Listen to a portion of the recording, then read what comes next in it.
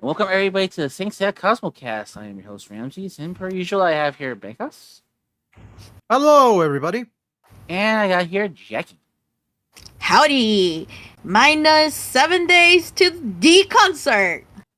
That is good. That is interesting. That is interesting that you brought that up. But yeah, we're almost we're almost we're gonna be the concert's about to start in a couple of days, and for those who are you know for those of you who are wondering why we're doing this, if like for those of you like wondering on the Twitch stream, and I already said this already before we started recording, and I'm gonna say this again to those who are listening to the podcast, is we're kind of recording this a week earlier than usual, and but the episode won't be up for those of you listening to the podcast. This won't be up until like the regular date. By that time, the concert would already be done already. But as we were recording this on September 17th, but this is gonna go up on the 24th, so you're not gonna be able to see all this stuff that you're seeing won't like whatever information that we may miss before then.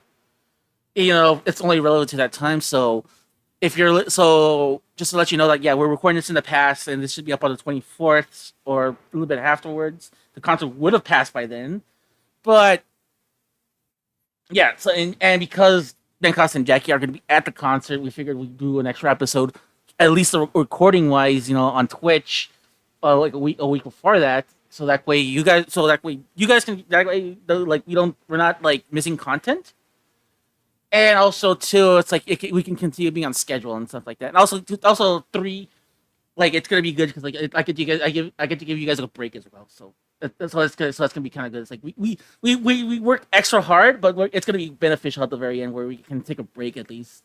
Like again, if you're listening to the show on the if you're listening to the show like through like podcasting stuff, like through Spotify and all that stuff, you won't notice a thing. But if you're following us to like the Twitch and stuff like that, you're gonna notice that. So just to let you guys know.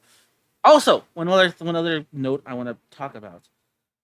We've been using Tumblr for the last since the very beginning, you know, but for some reason their coding changed recently over the last couple of months since July, where I couldn't embed the show on the actual website, and unfortunately because of that, I had to part ways with Tumblr. Unfortunately, and now you go to scosmocast.com, it's gonna lead you to lead you to our transistor.fm site, which is more it's more podcast friendly. Everything went up right away. So like when I literally I just input all the information, and our podcast was already up and running there. So we're gonna be focusing everything from now and there on the transition.fm site. So if you like, so don't worry, like the website's still the same, scosmocast.com, but if you go there, it's gonna be a completely different site and everything. I really enjoy how the site looks and everything. So it's like, so like again, if you got time, check out scosmocast.com and check out the new website and check out everything that's up there so far. All right, then, guys. I guess we better get started with some news. Where do you guys want to start first? You guys want to start off first with the concert stuff? Yeah, I think it would be best just to get it out of the way since it's the closest thing upcoming right now. All right, then why don't we begin talking about the concert news? We got confirmation recently that the concert will be recorded. We don't know just yet how this is going to be recorded, like what purpose they're going to be recording, but we do know for a fact they're going to be recording the entire concert. So, Becca, do you have more information on this? Would you like to shed a little bit of light on this? Yes. This week, I believe it was. I don't remember if it was Wednesday or Thursday, but the the YouTube channel Dame tu fuerza Pegaso, hosted by Alex, who is a Mexican figure collector. The channel is dedicated specifically to Saint Seiya figure reviews, as well as collecting news, as well as talks, and in general, like Saint Seiya related stuff, not just figures, but that's the primary focus of the channel. He had a live stream alongside Naya de Dragon and the Myth Cloud Experience, which are on other two YouTube channels, where they interviewed Carlos Lopez from Anime Music Lab, which is the organizers for both the last year's concert as well as this one for Pegasus Fantasy, a symphonic experience. And basically, they just cleared up quite a few details, or they kind of summarized most of the information that's already out with a couple of new things here and there. Amongst them, I think the highlight, which is what you just mentioned right now, Carlos Lopez confirmed that the concert is going to be recorded professionally. He did not specify because he said, and he specifically stated that so far they still do not have like exactly what they're going to be doing with this recording. They don't know. Like it could be released as a DVD, it could be released via a streaming website, or it could just be archived for the ages. We don't know. But what he told us, like he basically said that he could not like confirm any of that because there is still not confirmation to be had, and he doesn't like to give false information. But what he did confirm is that the concert is indeed going to be recorded, which is a very good thing because even though there are recordings from last year's concert made by them, they're more like clips, and the entire concert wasn't recorded by them. The recordings of the concert that are out there were made by third parties and not in an official capacity. So it's good that we're actually getting a confirmation that the thing is going to be officially recorded, even though there is still not a definite answer as to how they're going to be using that. At least like it gives me hope, and I pray that they're going to release it as a Blu-ray disc because I really would like to have that experience immortalized forever in physical media. All right, Jackie, do you have any thoughts, any opinions, anything that jumps out at you from this bit of news? Well, hopefully, the fact that they every concert, as far as I know, it always gets recorded. But now that being released as a Blu-ray DVD, it's a completely different story.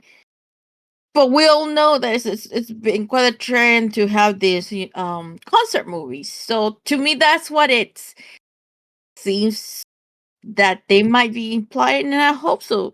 Because if this is a way to tease that, maybe for the people that obviously didn't get to attend the concert, this will be at least one way for them to still get to watch it. It's as close as you can get. I mean, it's very popular in Japan too, with any of those French, you name X franchise concert.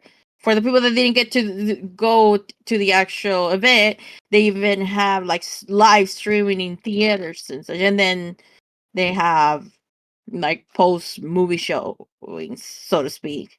So fingers crossed that that's the thing. Because personally, since I'm actually going to attend this concert, I would love to have like a keepsake of the event itself. One thing is them sharing clips, which is really nice, but it's still just a teaser. And I think this is the next best thing for anyone can experience the concert live.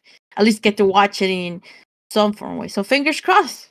Yeah, and that was something we were talking about like before streaming is that before the stream, 'cause before streaming, oh my god, but before the stream we were talking about like what they can possibly do, and I said like they could possibly put this on streaming on like because I know for a fact Japan would like are doing a lot more streaming content like for like Nico Doga, and also like I forgot the other big website that does a lot of a lot of streams.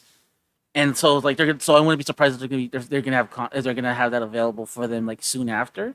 And I was also mentioning the fact like I wouldn't be shocked too, like you mentioned, Jackie, that they might put this in theaters and play it in places that didn't have access to showing the movie in the movie, like not showing the movie, they didn't have access to showing the concert in like in different parts of Mexico at least. Yeah, because definitely I've seen it on both Twitter and Facebook. So many requests like, please come to San Luis Potosí, Cancun, you name it. Go to Tijuana, Westport, because that's closest to me.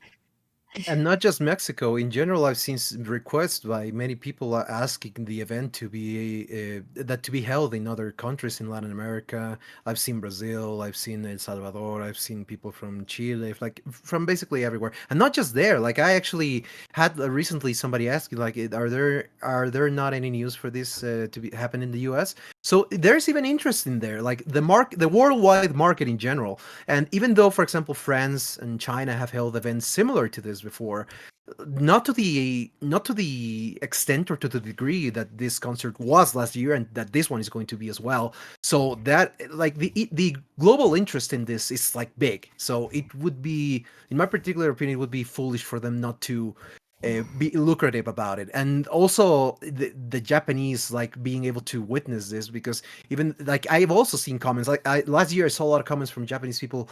I don't want to say complaining, but yes, saying their thoughts upon not being able to have an event of a similar magnitude in Japan. So that tells you about the level of interest that people can have on this. So yeah, we'll know more information about this when time comes. Like I said, most likely what's gonna have happening is, like, one way or another, I think they're gonna try to make this at least accessible to like more people. And if, like, for example, like I live here in the United States, and and I know, Jackie, you also here from the United States, but like you would like to, like, for like at least in your case, you'd like to have something that you to be reminded of that concert. I want to see it for the first time, so like it would be something really interesting if it came out on DVD or like on streaming. I'll definitely like buy it. I'll definitely buy it if it pops up on streaming at least. So, and if like If they want to gauge interest, from where else in the world people want to they purchase this from, that's the best way to do it. Just if they do a concert movie, if you will.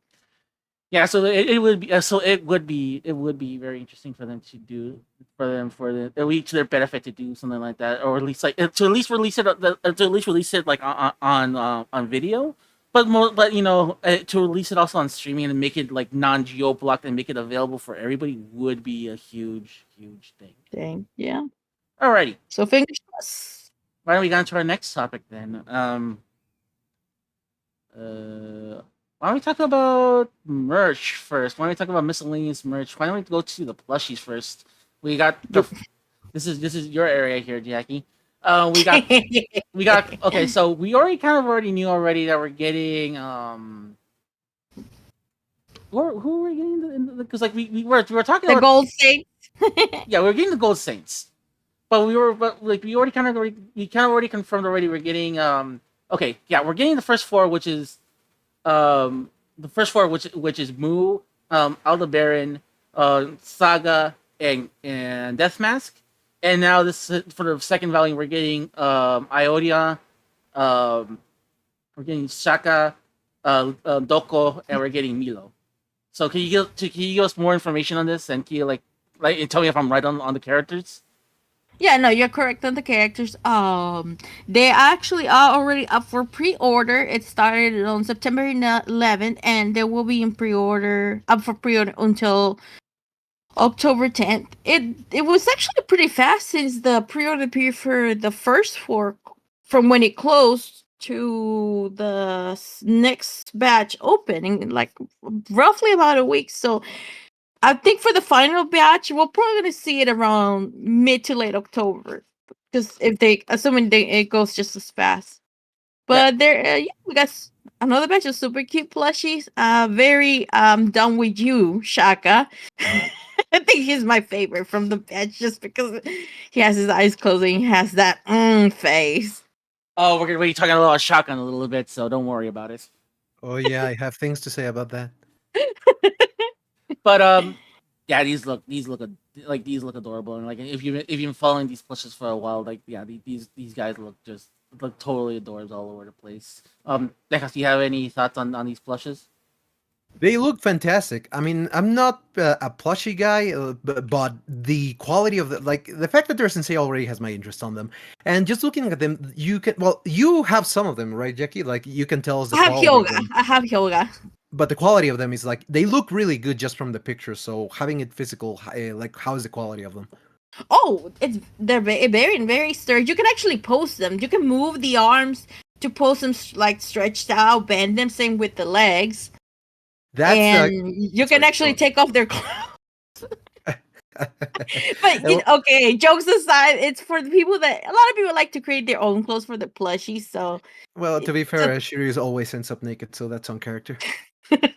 yeah, But yeah, you even not having them, you confirmed it, but not having it, you can see that they look really good. So knowing that that level of detail is on them, for people interested on plushies, like there's a reason why like they tend to sell out, right? Like the demand for them is there, and I'm happy that they make this kind of stuff as well. So while I personally am probably not gonna be getting them, hopefully the people that are interested in them can acquire their pieces as well because they look really good. And the fact that they're gonna get we're probably gonna get all the goldies as well. That's always neat. yeah. On that note, actually, we'll be taking Hyuga with me to the concert, so you'll get to meet him, Oh, and nice. then you can give a review of the plushies whenever we record again. So there you go. So I still gotta wait for mine. As for me, like I'm with Benjas. I'm not really a big plushie person myself, but I am interested in like anything with new merchandise is great, and also it does help too. Like for example, um, one new merchandise is always welcome in my book, and two, like there is a huge market for that for this type of stuff. So I'm really happy that we that there really are continuing. There is a lot of interest in these plushes, and I do hope that like they expand a little bit because like, I know for a fact they're still like Japan only. You still need to go to a third party, I believe. Yeah. So like I guess that's good. That's still a huge problem, but like I do hope that like their demand becomes greater and they can expand it to like at least make it available to like worldwide at least. So I do hope that for the future. Yeah. Well, fingers crossed. We started out with the original 5 rounds last year. And I always said, would I prefer a cameo? But I went ahead and got Hyuga. That was my way to support the project. And should we hopefully get the goldies and look at a year later, we're getting all of them. And also, you're gonna get your Kamus if you say that it might be actually coming very sooner than you thought.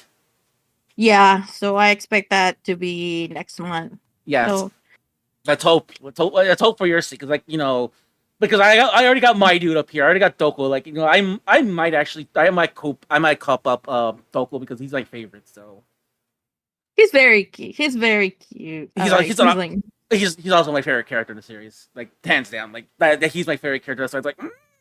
No, you got me some. Let me see if I can look at him on the website because I had not gone back to look at the details because he has to have some weapons. So I don't think the logistics of putting the weapons would be a nightmare. But I'm pretty sure they're visible, but they're not going to be like removable. If they do removable weapons, I'll be damned.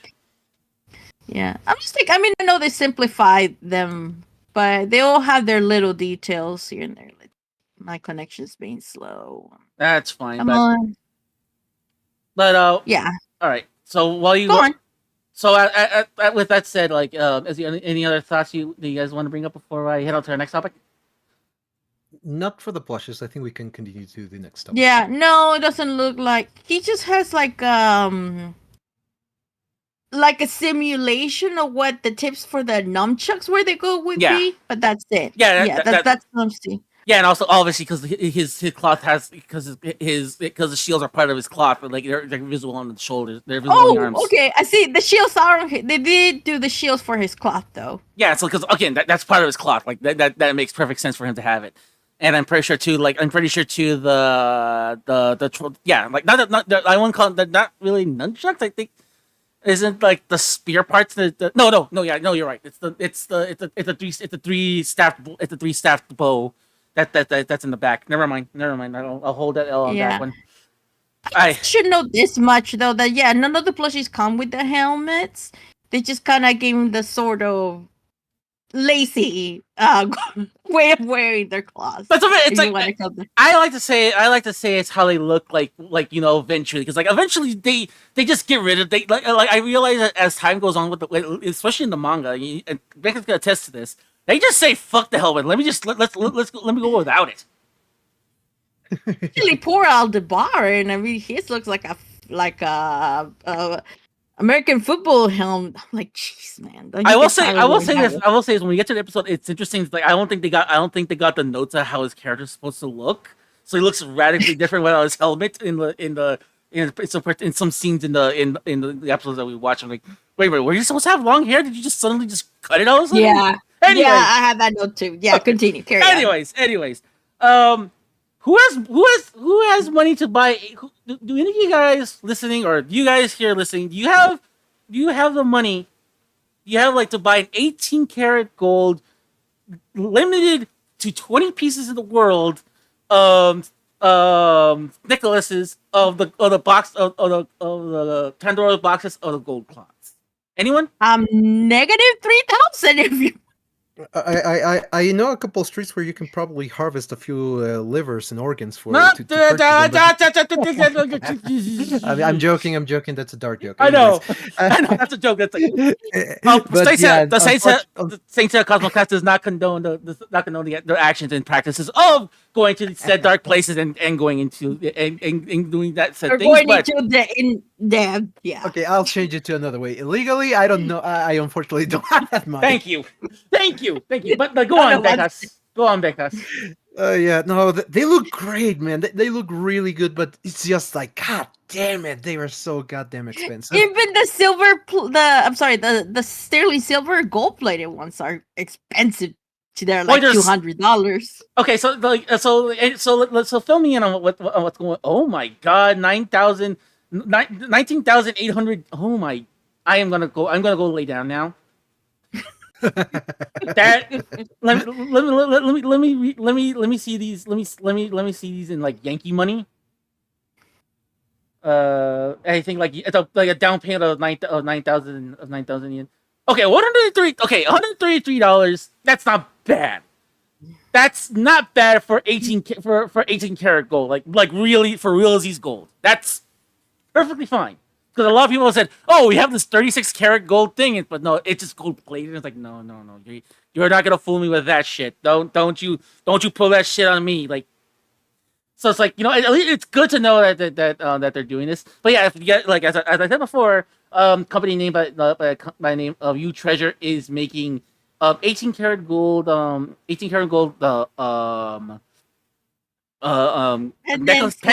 and necklaces based on the Pandora's boxes of the gold cloth. So there's 12 of them available. 20 each of the, apparently now you're telling me this, of the gold one, of the 18 karat gold ones.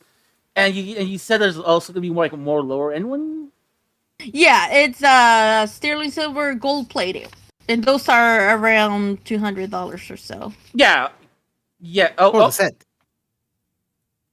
No, this is for each one. No, this is for each one. Oh, god damn it!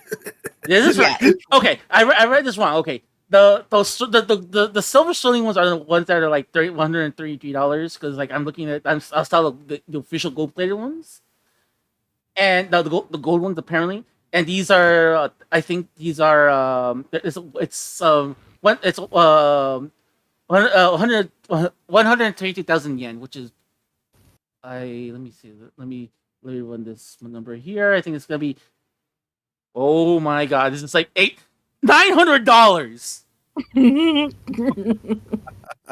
And that's not even counting all the fees you have to pay for shipping and anything with let me see the down. So you need to put that, and you have to pay, you have an option of paying 6,600 yen as a down.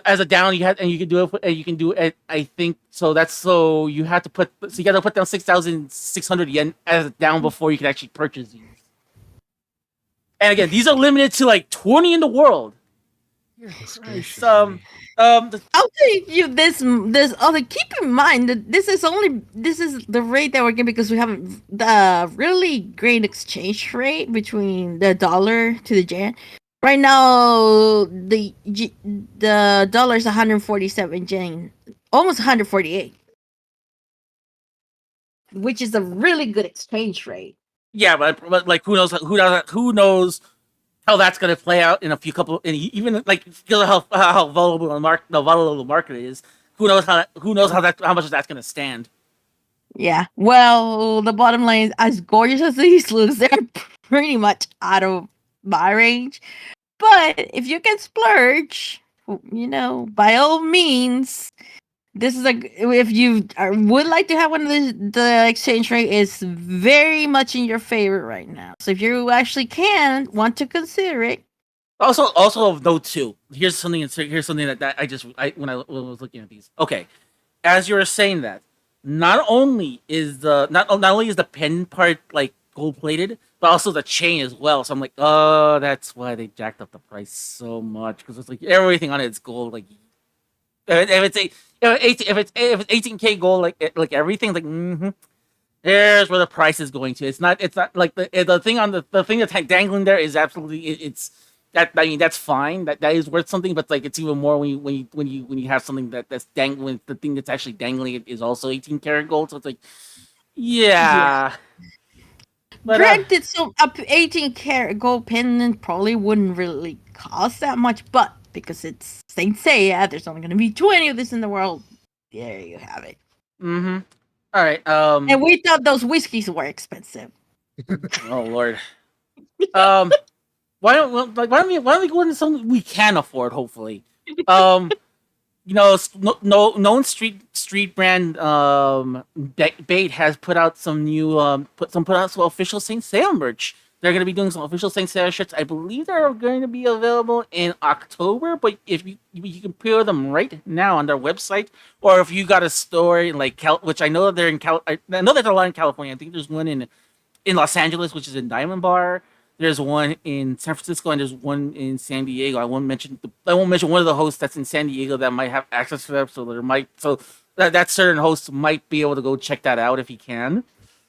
But the designs look really good, and like I said, it's kind of designs I like, where it's like it's not really like it's not really like it's like it's not really in your face. It's really subtle the design, and that's what I love about design. They're very subtle on their designs. You get like let's see some of the ones that are displayed here. You have one that was Seiya. You have one I think one of Marin. No, okay, It's Athena and Marin. yeah, Athena and Marin. You pretty much get all five. You got all five gold saints. You also get like you also get their Pandora's boxes as well. I mean, not the gold saints, the bronze saints. And yeah, they look really cool. Like I said, like they're not really like I said they're not really like crazy. They're not really like too crazy in the design. They're actually like really subtle in it, but it's really cool how they're handling it. So, any thoughts on it, Benjas? Yeah, they look fantastic. Sometimes simple is best, you know.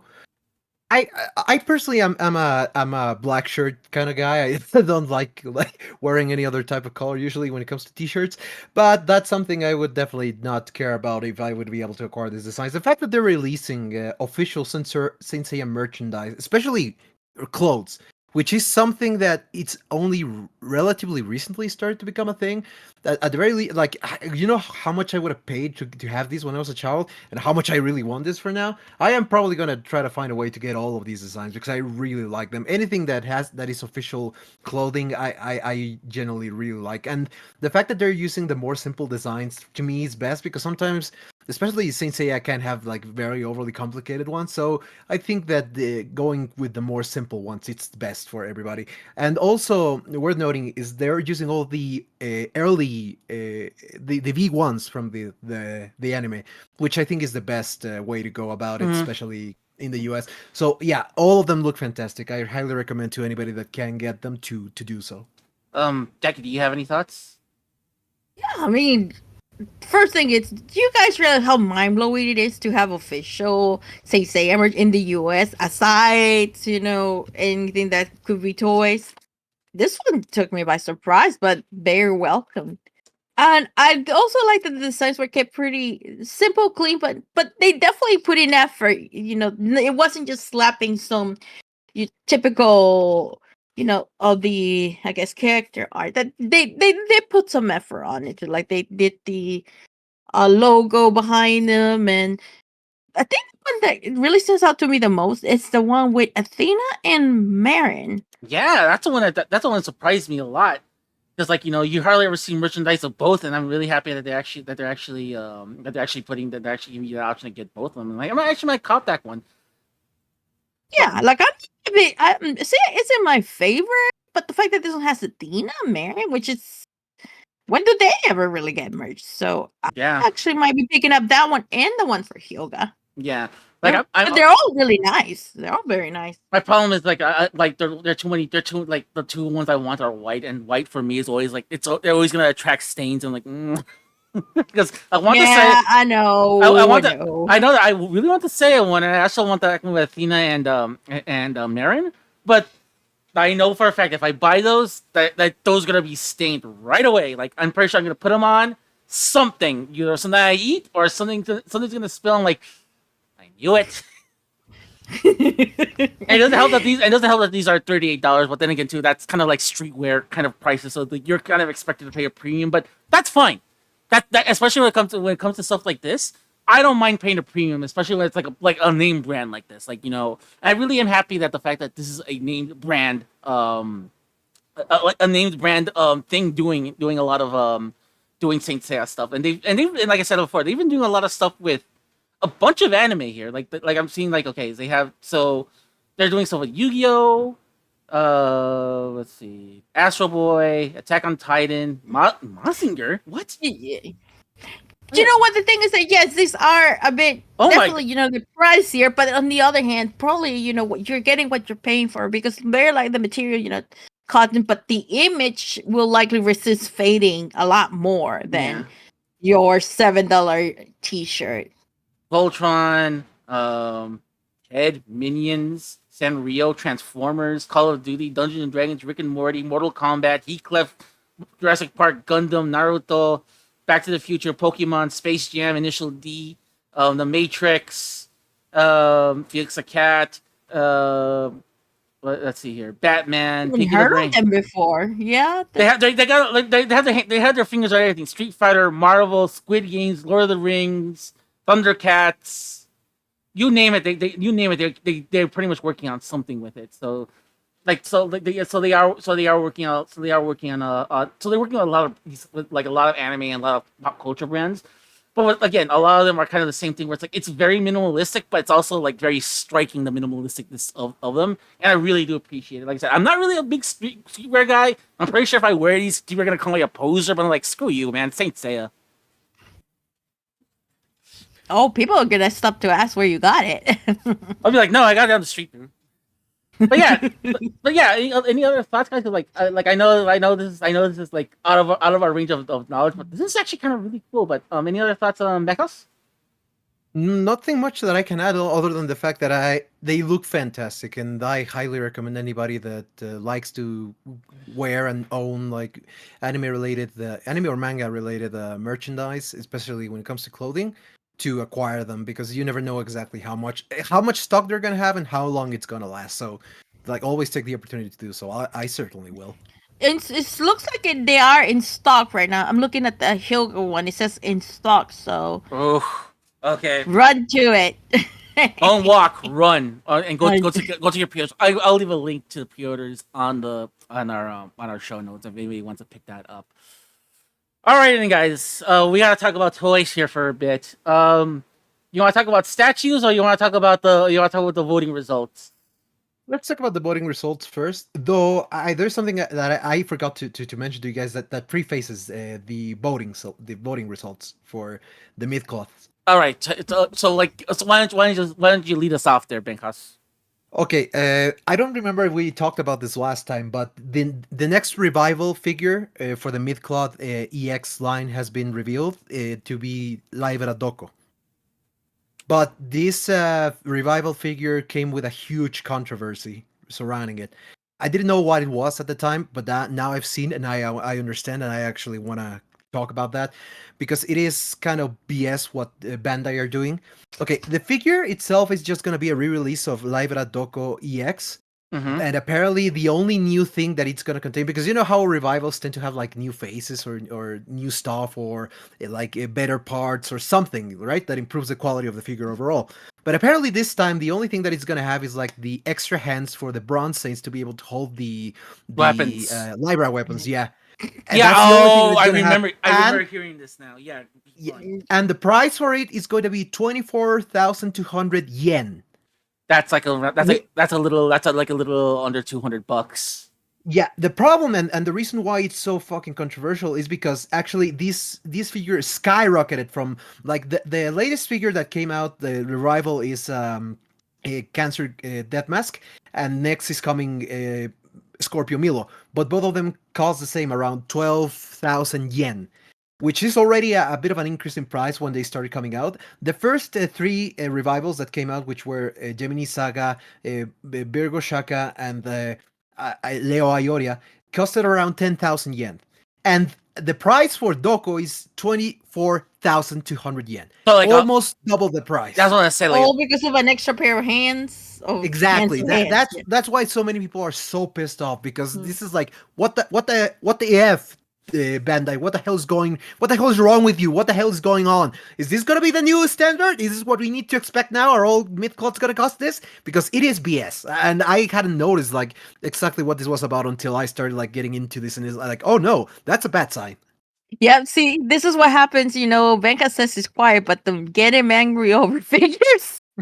not just that, like you brought up a really good point, because like like I complain a lot about action figures, and I complain about action figure prices, especially in the last couple of years with inflation, and also with and also because like prices are starting to become like less, more and more like things are starting to become less and less of like like we're earning a lot less compared to like the stuff that you want to buy.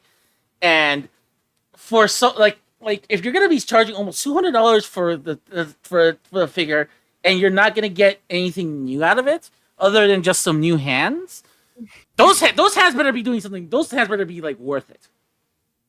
Those hands better be freaking worth it, because um like I said, like I've seen some skyrocketing prices. I remember like the biggest one. I remember like that one that almost gave me a heart attack was like almost like 10 years ago, when the GI Joe reissues started coming out, for the 3 3/4 series.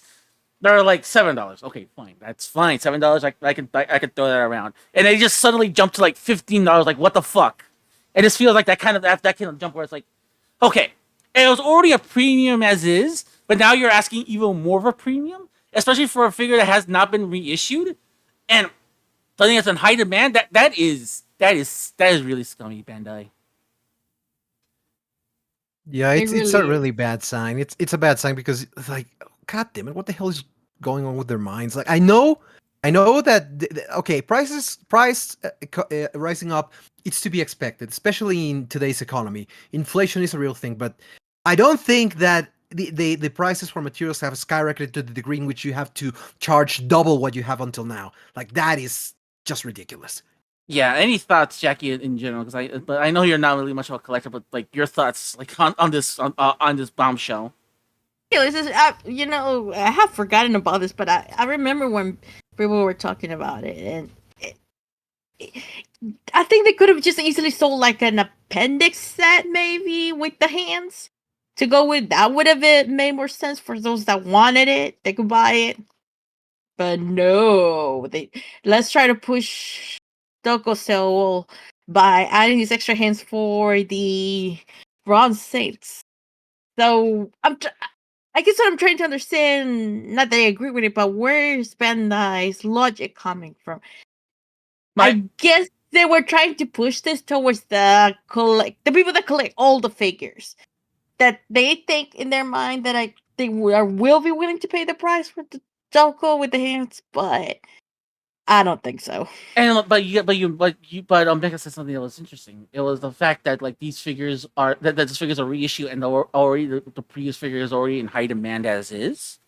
Mm-hmm. So I'm pretty sure that's why I'm pretty sure that's why they're doing, because they're like, okay, look, we gotta find some way to like we gotta find some way to like curve the aftermarket prices and stuff like that, and also the curve. So I'm pretty sure what's gonna end up happening is this is gonna start evening out the prices on the other figures that are gonna be available, and like they hope that's gonna make more of a demand. But I'm pretty sure what's gonna happen is they're gonna end up with a lot of overstock on these figures, and I'm pretty sure we're gonna find these for like a little under $120 American in the aftermarket. Well, if there's a lot of overstock on and not as many people pre-order it, give it a year.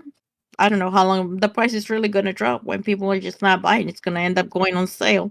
But that's the thing. Like, unfortunately, they're probably not gonna like. There's gonna be an overstock, but there's gonna come to a point in which these figures, for some reason, they never make enough stock for it to be like to be able to just easily find them. Like, it's not impossible and it's not that hard, but after like they get released, and after a while, because they stop production, the aftermarket always takes advantage of that, and they always end up rising in price. Maybe not too drastically, but it always ends up rising in price. So it's already going to be an expensive figure, and then you're going to put another price, another overprice on it. That is just that's bad. Like, They should have added something else.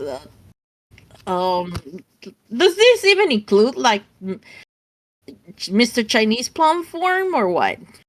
that's the thing. No, it doesn't. Like, that's actually was- one of the complaints that I was seeing. It could have been the perfect opportunity because a lot of the new revivals have been like putting in minifigures. Like, for example, a Moose revival has Kiki. Iolos's revival has baby Athena. So it could have been a great opportunity to include like Old Man Doko as an extra, but no, they didn't. What about the? You said this already came out as an EX. That one didn't have it either. No, that one didn't have it either. Why? And also another thing that I realized too is like this is also a double whammy where it's like you already had this problem already of an EX figure that you already got the EX figure that has all these accessories, but you already got the EX figures of the Bronze Saints that can't hold on to the damn weapons in the first place.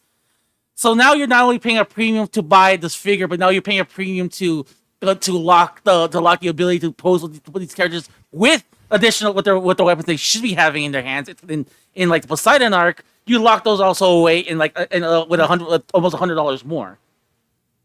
I guess they just wanted to find a way to push the sale of the Bronze Saints, and that was one way to do it. They could have just re-released those figures with those extra hands. Like that's all I could have said. No, I agree. They could have just released the Bronze Saints with those instead, but Yeah, that's. But but you know that's one big part of it because there's also other things that we need to discuss from Tamashi Nation that we need to discuss here. Also, we need to discuss the voting results from the voting that they had. Like what was it back in 2 August, I think. No, it was back like it ended in August, but we didn't see but back in June. So this is what we know so far. The winner of this was the Mythcloth EX Shaka, and these are the characters that won on each of the categories. For the bronze Saints Mythcloth EX, it was Hyoga. For the Mythcloth Silver Saints, it was Lyra Orpheus. Again, for the Mythcloth EX, it was Shaka. For the Mythcloth EX Godcloth, it was the Godcloth Gemini. Yeah, the one that has the premium set that includes the Pope and the throne. Mm-hmm. For the Saint Mythcloth EX scales, it's gonna be Sea Dragon Cannon. For Saint Mythcloth EX Surplus, it was Aquarius Camus. For the Mythcloth regular surpluses, it was Papillon Miyu. And for the Saint Mythcloth EXs of the God Warriors, it was Beta American Hagen. But yeah, out of all of these, we're gonna be getting Shaka Virgo as a reissue. I believe they're gonna start pre-orders this November for a March 2024 release. And I wouldn't be shocked that these figures over the next couple of months start getting like slowly being reissued as well. So your thoughts, man? You're the collector here. Yeah, I am actually very fucking happy that Shaka won. Here's the thing: I haven't I've been collecting Mythcloths EX specifically since the original started coming out, but at the time I only got the original 5 Bronze Saints. I still have those figures. But it's only been relatively recently, probably last year or maybe late 2 years ago, that I actually got the desire and the need to... My desire is to collect all the EX figures. And I'm just like starting to get some of them, especially because I basically was out of that loop for the longest time. So I've been acquiring some figures slowly but surely. But the moment that I went to research Shaka, because obviously nobody has him in stock. Like, I went to Mexico City a couple weeks ago and nobody has him, and I found him on eBay. And do you want to know how much he costed? The lowest one? Like $400 American. $586. Okay, I'm gonna go lay down now. Without and that's just the cost of the figure. I would have to probably pay like an extra the $20 for the import tax that I have to pay here whenever I buy You something can't from find them Japan. anywhere else.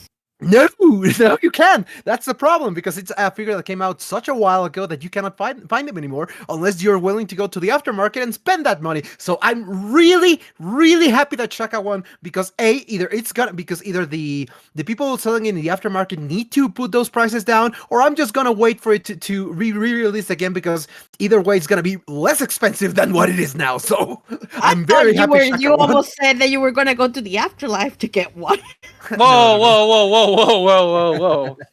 We're not gonna. No, I know. I know. No, not like that. But I think it's because we were talking about Shaka. Yeah. his attack. I think that's when you say aftermarket. I almost thought I heard after. No, Fortunately, that drastic measure is not necessary. No, but yeah, I'm looking through a lot of these listings here, like on eBay and stuff like that. As a matter of fact, I was gonna do a search here on Mandarake and see like if there's anything on Mandarake and it's sold out. Like there is absolutely none to be found on Mandarake, which is that's a telling sign that how much of a demand this character is. Every other character, like there's a lot of characters you can find here. I just saw. Let me see right here. Let me go to let me sort these because like these are by like when they got these. Let me put these. Let me switch the condition on the search here.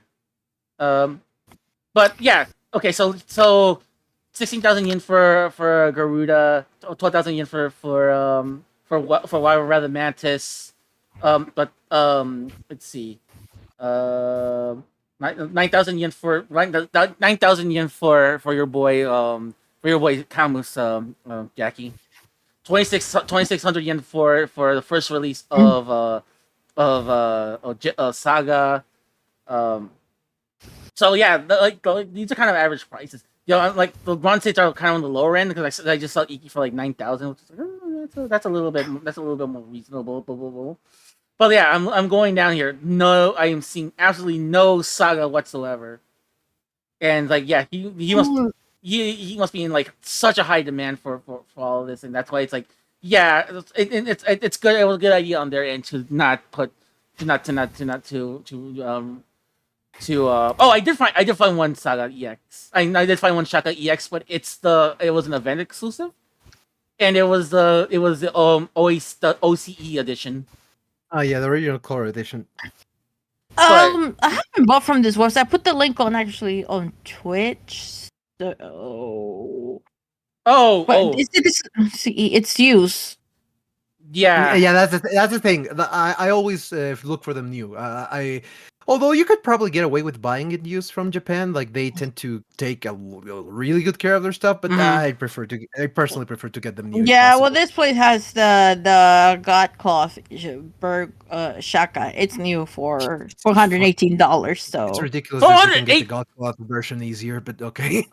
Not just that. You said something right there. You said the key word there. $480. 418. It's brand new for the God Cloth Shaka. That's still way too much. That is way too much. No, we're not. No, I wouldn't pay it. No, I wouldn't pay it. But I was just looking at the prices. What came out for Shaka? Yeah, and I was like, I'm also looking through here. I'm looking through Mandarake, and it's like they're like the only other. And also, the other one I mentioned that was sold out, so it's like that doesn't even count. But yeah, I mean, thankfully, like like I know we were complaining earlier about the prices and like how they were handling things, but I do appreciate the fact that Bandai at least recognizes the fact that there's a market that people trying to like get a hold of these figures, and they're trying to make it more readily available to people, like so they can curb the issues with the aftermarket. Pricing wise, it's like it's still a mess, but I am at least appreciative of the fact that they're at least taking strides to making sure that they, at least all the fans get the figure that they want at least. Yeah, because I had the Camu EX, the revival one that came out earlier this year. Or was it late? I think it was the end of the year, but I got mine around February. because otherwise I would have to pay a much more higher price. So It's not that bad. cases like that, I'm worth it. They're not that bad, but like this. I'm just looking at one right now that already got sold out. 52,000 yen for the Mythcloth EX skull EX Skullpless version. So you're getting the black cloth version. It's like for 52,000 yen. That's like what, almost $500. But it's like, oh well. But Well, that's the aftermarket for you. So I'm really happy that I was practically ranting about Shaka, but in general, like the fact that you're gonna be able to get all these other figures, it's always a good thing, especially when it comes to the original Midcloths. Like it's an unfortunate thing that the Silver Saints, the other besides the three judges, the other specters haven't really gotten into EX form yet. So, but at the very least, if you are looking for them in the regular Mythcloths, the quality of them by that time, most of them were really good, with a couple exceptions here and there. But I'm not surprised that Orphe is the one that got voted the most.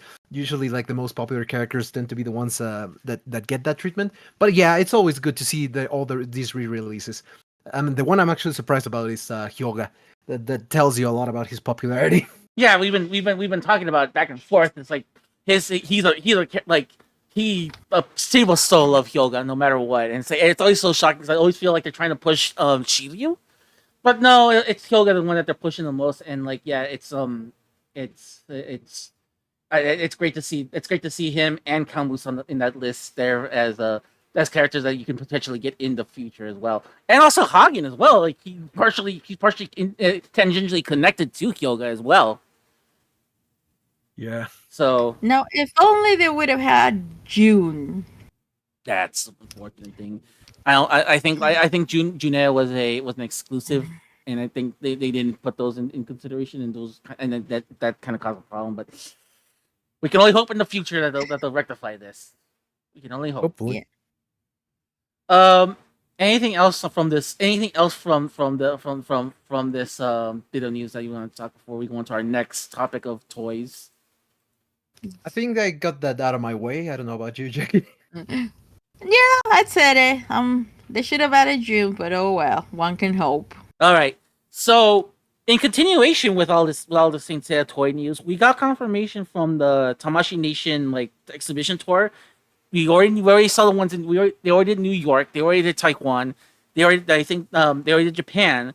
Right now we're on the France leg of this tour.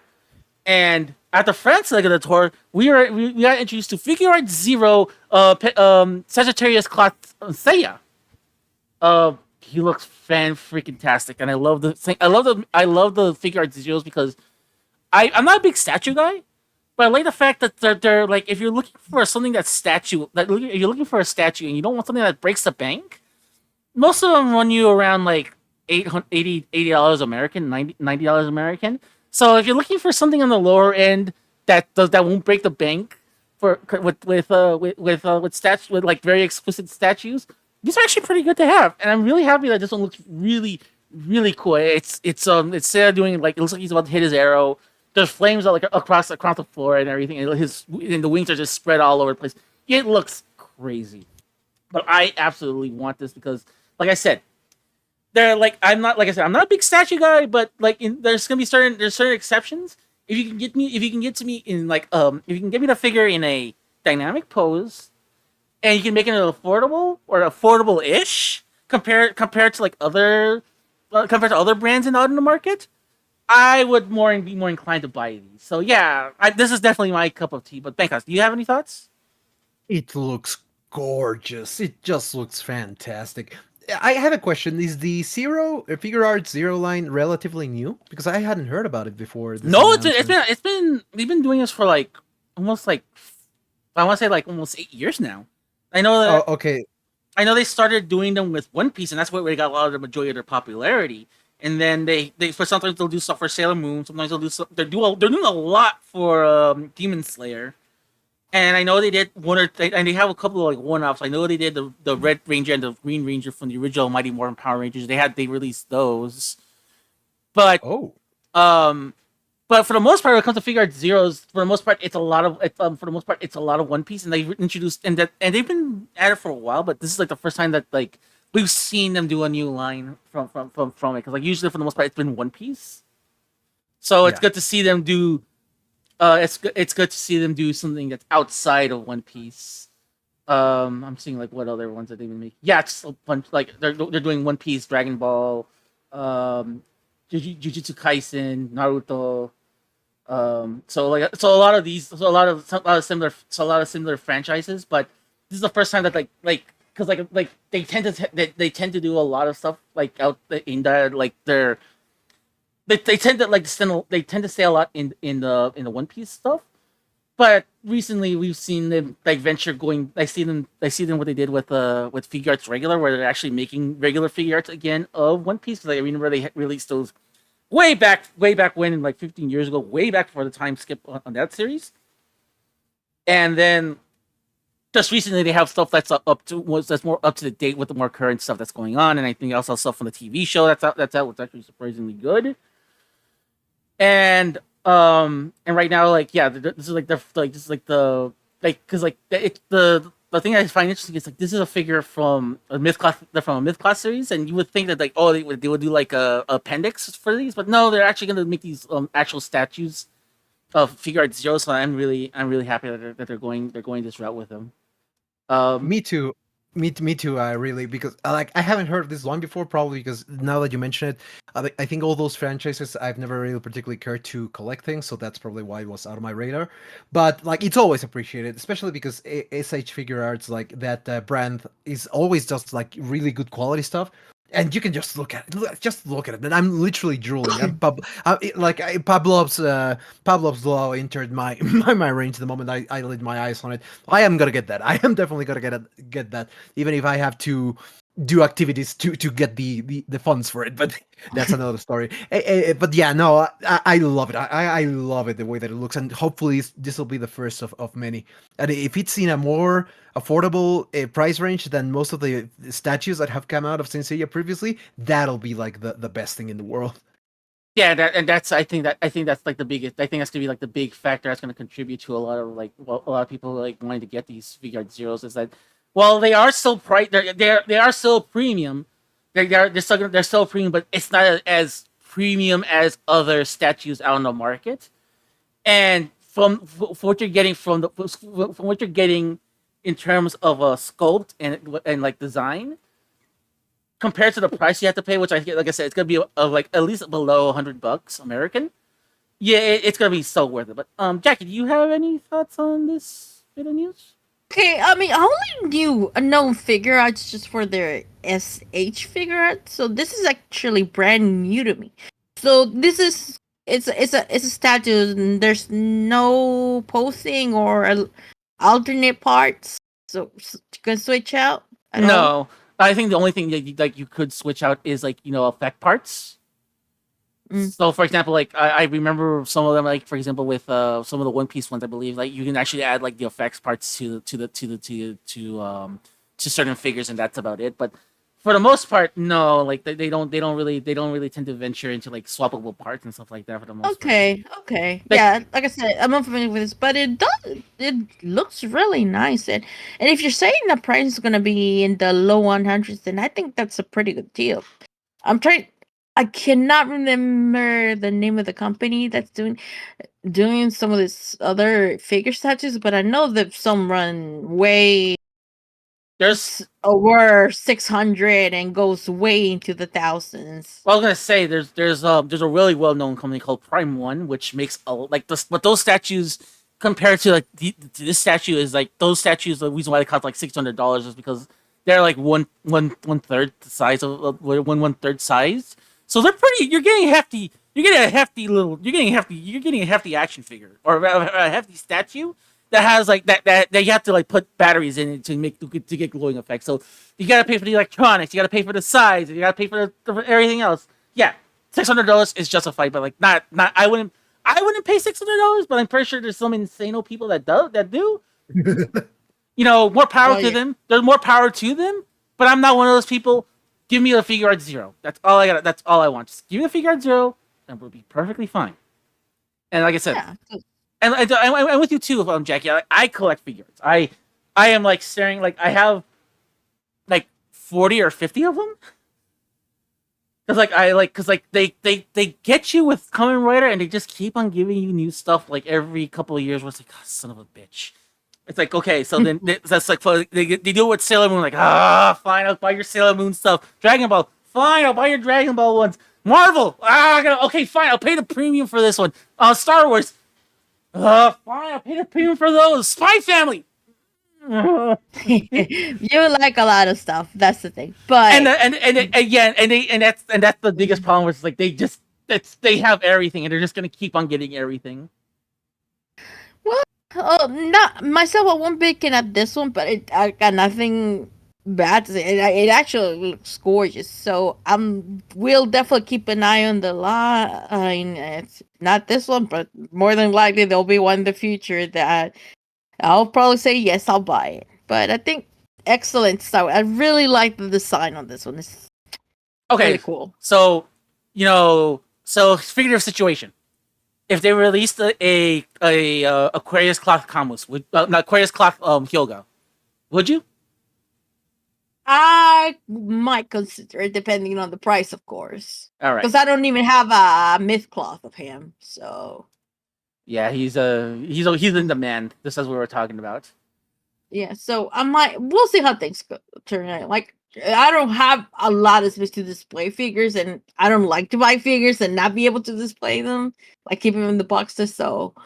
But we'll see what happens. Okay. Yeah, no, I have, there's a term like some of the collectors like to say, like, we gotta let them breathe. I let them breathe, brother. That's what I do. I gotta let them out and pose them and stuff like that. So I wouldn't mind having a few of these, like, just as some display pieces. Even though I have no room for them, but I'm gonna try to find some room. Hopefully soon I can actually get an office. I'll tell you this. One figure, definitely, I don't think I'll be able to get it by the end of the year, but it's on my list to get next. Is I want the Santa show version of Milo. Oh, that one's so good. Yeah, I've been reading comments. I just wanted at least one Milo, but reading everything, they said that the Santa show version is one of the better ones. Since I don't have any Milo at all, I'll just go ahead and go with that one. In that case, you might as well just wait for the revival. It's basically going to be the Saintia show version, but like all those improvements, they're going to put them onto the actual EX normal lineup, and he's also going to have the restriction phase. So that I would suggest you wait for that one. But we'll see. The Santa show version, he has the different color pants, the white one. Yeah, that is true. He is actually. I'm looking at one right now. It's only $107, brand new. Well, that's not bad. It's not bad at all. So, given the price, if I can get him new, like, I might go for it. Like, for me, that I'm not a super big collector of figures. I'm not too picky. So, and if I could get the Santa show version, well, why not?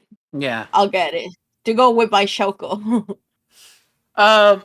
Is there any other thoughts on anything that we discussed before we move on to our episode discussion? No, I think we're good. We had a lot of merch news today. Yeah. Just a quick mention of Time Odyssey. That's right. That's right. Go on. Okay. I forgot to put that down. This one is. Yeah, don't worry. This one is real quick. Just like last year, what happened was in Japan, Time Odyssey got released in the Champion Red.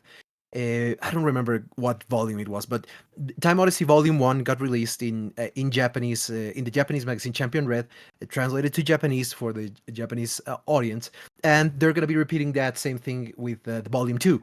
Volume 2's first part is going to be released on the Champion Red number 12, which releases on October 19th, and I think it's going to contain the first half of Time Odyssey. They haven't announced if the other half is going to come out on the next volume, which would be number 13, but it's very likely they'll do that, because I think that's exactly what happened with the previous one. Makes complete sense, and so long as the Japanese audience gets to get this story as well, I've always liked the fact that they're doing that as well.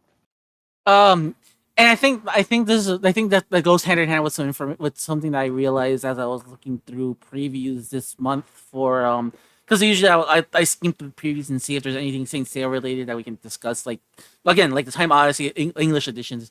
This for I think for like December we don't have one coming up, so I'm pretty sure what's gonna end up happening is we're gonna get stuff from for like we're gonna get these the first couple of issues for like the first 4 months.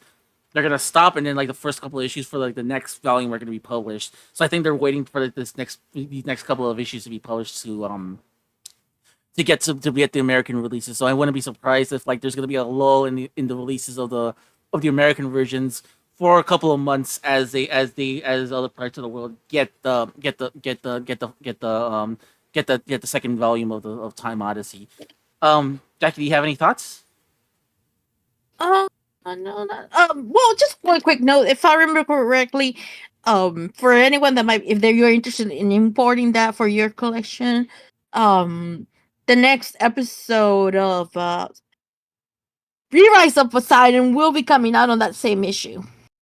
And I believe, Oh yeah, that's true. and also too, Yeah. that's at the beginning, like as we theorized the last time we were talking about like the Re-Rise of Poseidon. That's the beginning of the next. That's the beginning of like the next volume, correct? Yeah. Yeah, because I think the previous 5 chapters are going to be containing the Tankobon Volume 1. I don't remember the release date. We talked about that previously, so if you can check that out. I don't remember at the top of my head at the moment. But yes, this should be like the beginning of a Volume 2, so it'll be interesting to see how many volumes it actually gets. But anyways, yeah, it would be the beginning of the second volume. So there you go. You have some incentive if you want to actually import that issue. You'll be getting your money's worth.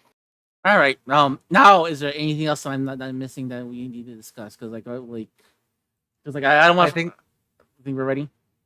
yeah, I think we're ready. All right then. Why don't we get on to our episode discussion, which is 90 to 93. I said 90 to 94 on our thing, and again, I'm an idiot, but I corrected that soon after. I was like, no, we're not doing it. We're not gonna do 94. We're not gonna do 90 to 94. We're not gonna make people do 5 episodes, not yet at least. Where is the dang thing? Okay. So why don't you break down episode 90 for us, Benjas? Alrighty. Okay. Episode 90 continues where we last left on episode 89. Shiryu arrives to face against Alberich after he defeats Hyoga. And the fight continues with Shiryu being able to, like, it does like a small recap of how the last episode finishes, in which Shiryu is able to use his dragon shield to avoid both the amethyst shield as well as the use of the sword from Alberich. And then this makes Alberich use his attack of give me a second, nature unity against him, and this is where Shiryu starts to struggle. This is where the episode starts. The fight continues with Shiryu being in a disadvantage against this ability from Alberich, and it is until he enters in communication with Doko, with the old master, and telling him that he needs to become basically at peace so that he can basically, from what I understood, be able to don't allow the spirits of nature to overwhelm him, but he's not able to, like, this in between goes between this going forward between him and Albert goes on for most of the episode, until finally Shiryu realizes what he needs to do to be able to defeat him, which is to trick him by removing his cloth, and Alberic, getting confident on that, tries to use Amethyst Shield against him, but Shiryu, having already witnessed the technique several times, knows how to bypass it, and by attacking him, he's finally able to defeat him and release Seiya and Marin from their imprisonment. Hyoga, who never got to be affected by the ability, goes towards Seiya, who tries to talk with Marin. He tries to help her. Then Marin slaps Seiya in the face, and then she forces him to continue his task.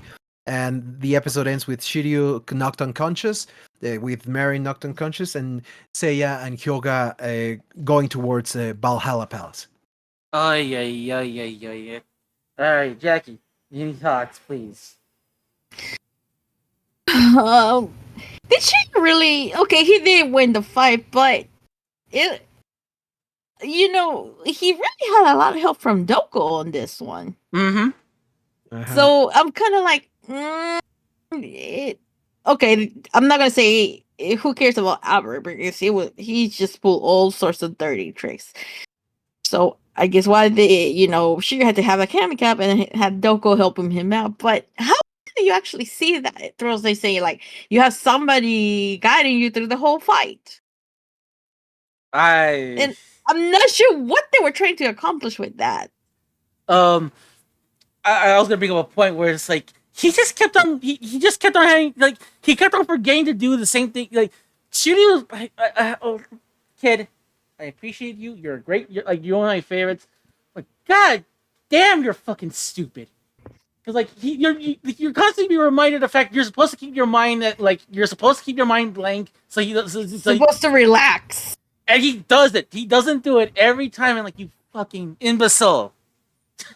Why do you keep falling for the same thing? You. Doofus. The real kicker here, even though we may have seen it, is how lame the Albert's death is, because he was beating everybody, but the moment he stripped off his armor, tricks him, is like, okay, he's one shot, he's dead. After being so OP, really taking down everybody. So what did they try to accomplish with all of this? I guess they were trying to like the only thing I could theorize is that like from a storytelling standpoint they were just trying to make Hyoga they're trying to make Shiri like just like either they were running out of ideas on trying to lengthen the fight, or they were just like, okay, we have to end the fight somehow, and he just decided to do that. Just decided, Shiri just beats him. That's it. Benjas, do you have any thoughts? Well, yeah, like here's the thing. I need to preface this with saying that in general, I really like the Alberic fight, like all the episodes that contain him.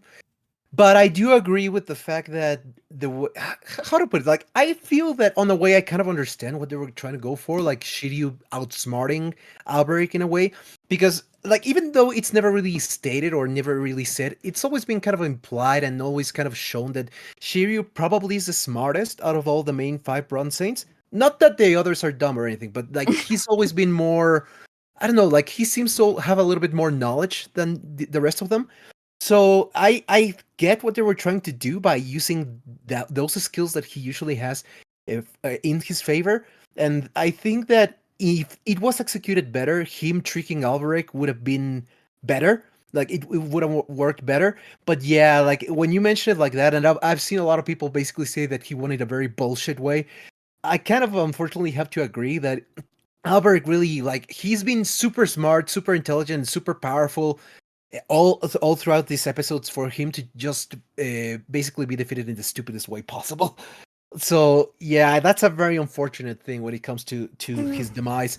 But at the it's very least, anticlimactic. That's the thing. It's anticlimactic. Yeah, I think that's the best word to describe it. It's anticlimactic, but it was very entertaining for me. I still really enjoyed it.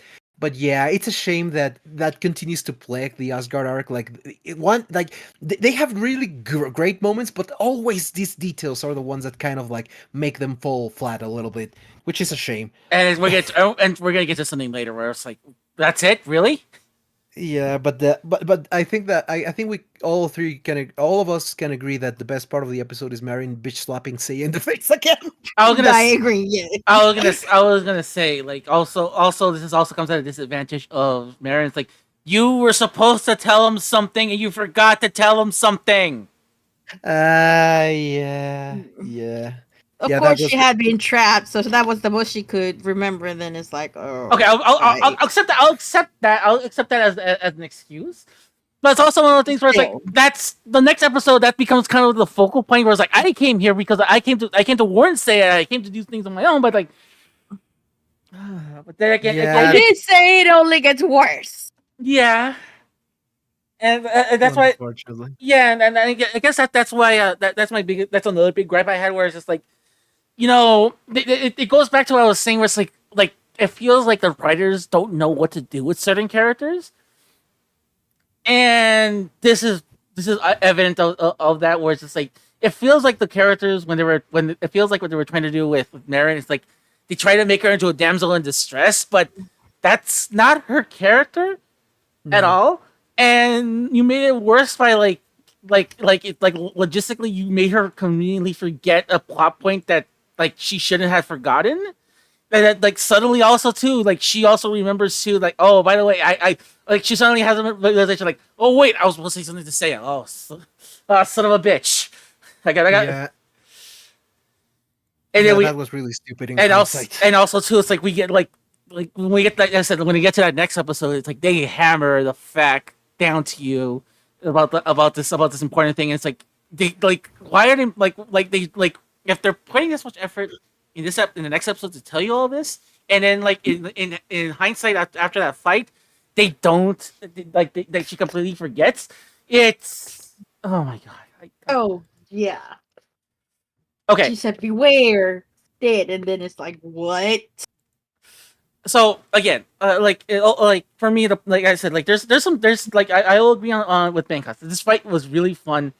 This it was like leading up to all this, it was fun. But I have to agree with you, Jackie, that it kind of deflated. You kind of feel deflated by everything. It's like, oh, that's it. You just got beaten because you just got outsmarted by the other dude. Okay, fine.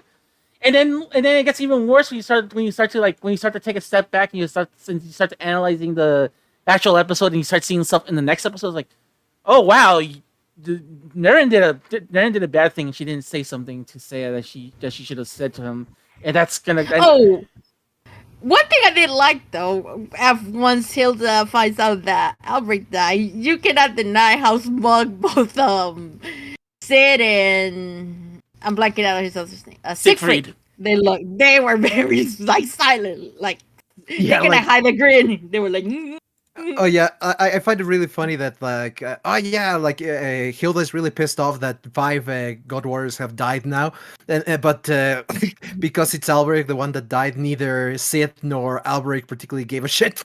Yeah, they're like, they were grinning. yeah, they're like, dumbass. Yeah, and Sid just goes like, "I'll go take care of this now." Yeah, you can hear them silently snicker, like, yeah, what an idiot, what a dip. I mean, he was totally a dumbass at the start when he thinks he was all high and mighty. You know that's what they were thinking. You know that they're like, you know what, this guy thinks he's hot shit. I wanted to screenshot it, but it was like a pan screen, so I couldn't like do a single one. But if anybody has a screenshot of that, let me. I just want to like. I think if you like to make memes, that's a really good one. Jeez, But they were like, yeah, just like, oh, he's so bad. He's so bad at him. He's dead. That's the worst part. He can't see this. yep. Oh yeah. But any other thoughts on Jackie? No, that's really and that it. I really don't have too many notes on these, but Yeah, and like I also like I will agree too. It's like they're like even though there isn't really, like it's like I think it's one of those things where it's like the footage, like seeing it's what like it's pretty self-explanatory for the most part. It is a straight up fight for like an extended fight and it just sort of just ends. But any final thoughts, Benkas? Just not final thoughts, but just one final piece of trivia that I might as well mention now. Remember how I mentioned last episode that the Asgard arc, out of the 8 episodes with the lowest ratings, viewer ratings, I mean, not in terms of qualification, but in terms of viewership, like 5 of them were from the Asgard arc. Yes.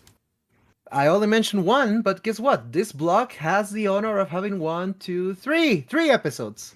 And all 3 of those fights? Yeah, specifically for this one, which was episode 90, it's the 5th lowest seen episode in Japan. The writing was at the wall at that point. And I might as well just continue with the other ones because, like, even with okay, so episode 90 was the 5th lowest seen. Episode 91 was the 3rd lowest seen, and episode 92 was the 4th lowest seen. And all in the same fucking block of episodes. That's the yeah. That tells you something. Yeah, and just to refresh your memory, episode 89, the previous one to this one, was the first with the lowest viewership. And that's the lowest one of them all, according to you, according to research. Yes. Yeah. Like you, like even the writing staff, and even like I said last episode, I think most likely even the viewers in Japan at the time were starting to feel that fatigue that we are too. But like I don't know if it's to the same extent that we are, but I'm pretty sure it is something that there was some fatigue happening. Anyways, if anybody else doesn't have anything else I want to bring up about the episode, why don't we go to episode 91 Mechas? Yeah, let's. Okay. Very well. After Shiryu defeats Alberic, Seiya and Hyoga continue to advance to Valhalla Palace. However, we begin with a scene in which Kiki, who's still taking care of oh god of Freya? Frere. Thank you, Freya. It's just I keep thinking about Flair. The way that they say things. I just did it too, so don't worry about it. Yeah, okay. So Freya, he's still taking care of her, and then we get a. By the way, I would like to preface all of the. Well, I'll get that into my thoughts. Okay, so they reveal that apparently Marin visited them, like because they know that Marin needed some. There was something important that Marin needed to say to the Bronze Saints, but it's still left in a bit of a mystery. Seiya and Hyoga continue to advance to Valhalla Palace, where we now see that Shun is the one that arrived first, and he's starting to advance. However, he's intercepted by Sid, the Misar of Misar. Sorry. And okay, so because we've already seen Sid, we already know him. He was the very first God Warrior to be presented, or at the very least to confront the Bronze Saints. We kind of already know more or less what he's about. He's very powerful, and Shun has already had a confrontation with him. So this is pretty much a continuation from that. But unfortunately, he still gets basically dominated by Sid. Then Seiya and Hyoga arrive in the nick of time and start to. Seiya is starting to fight Sid.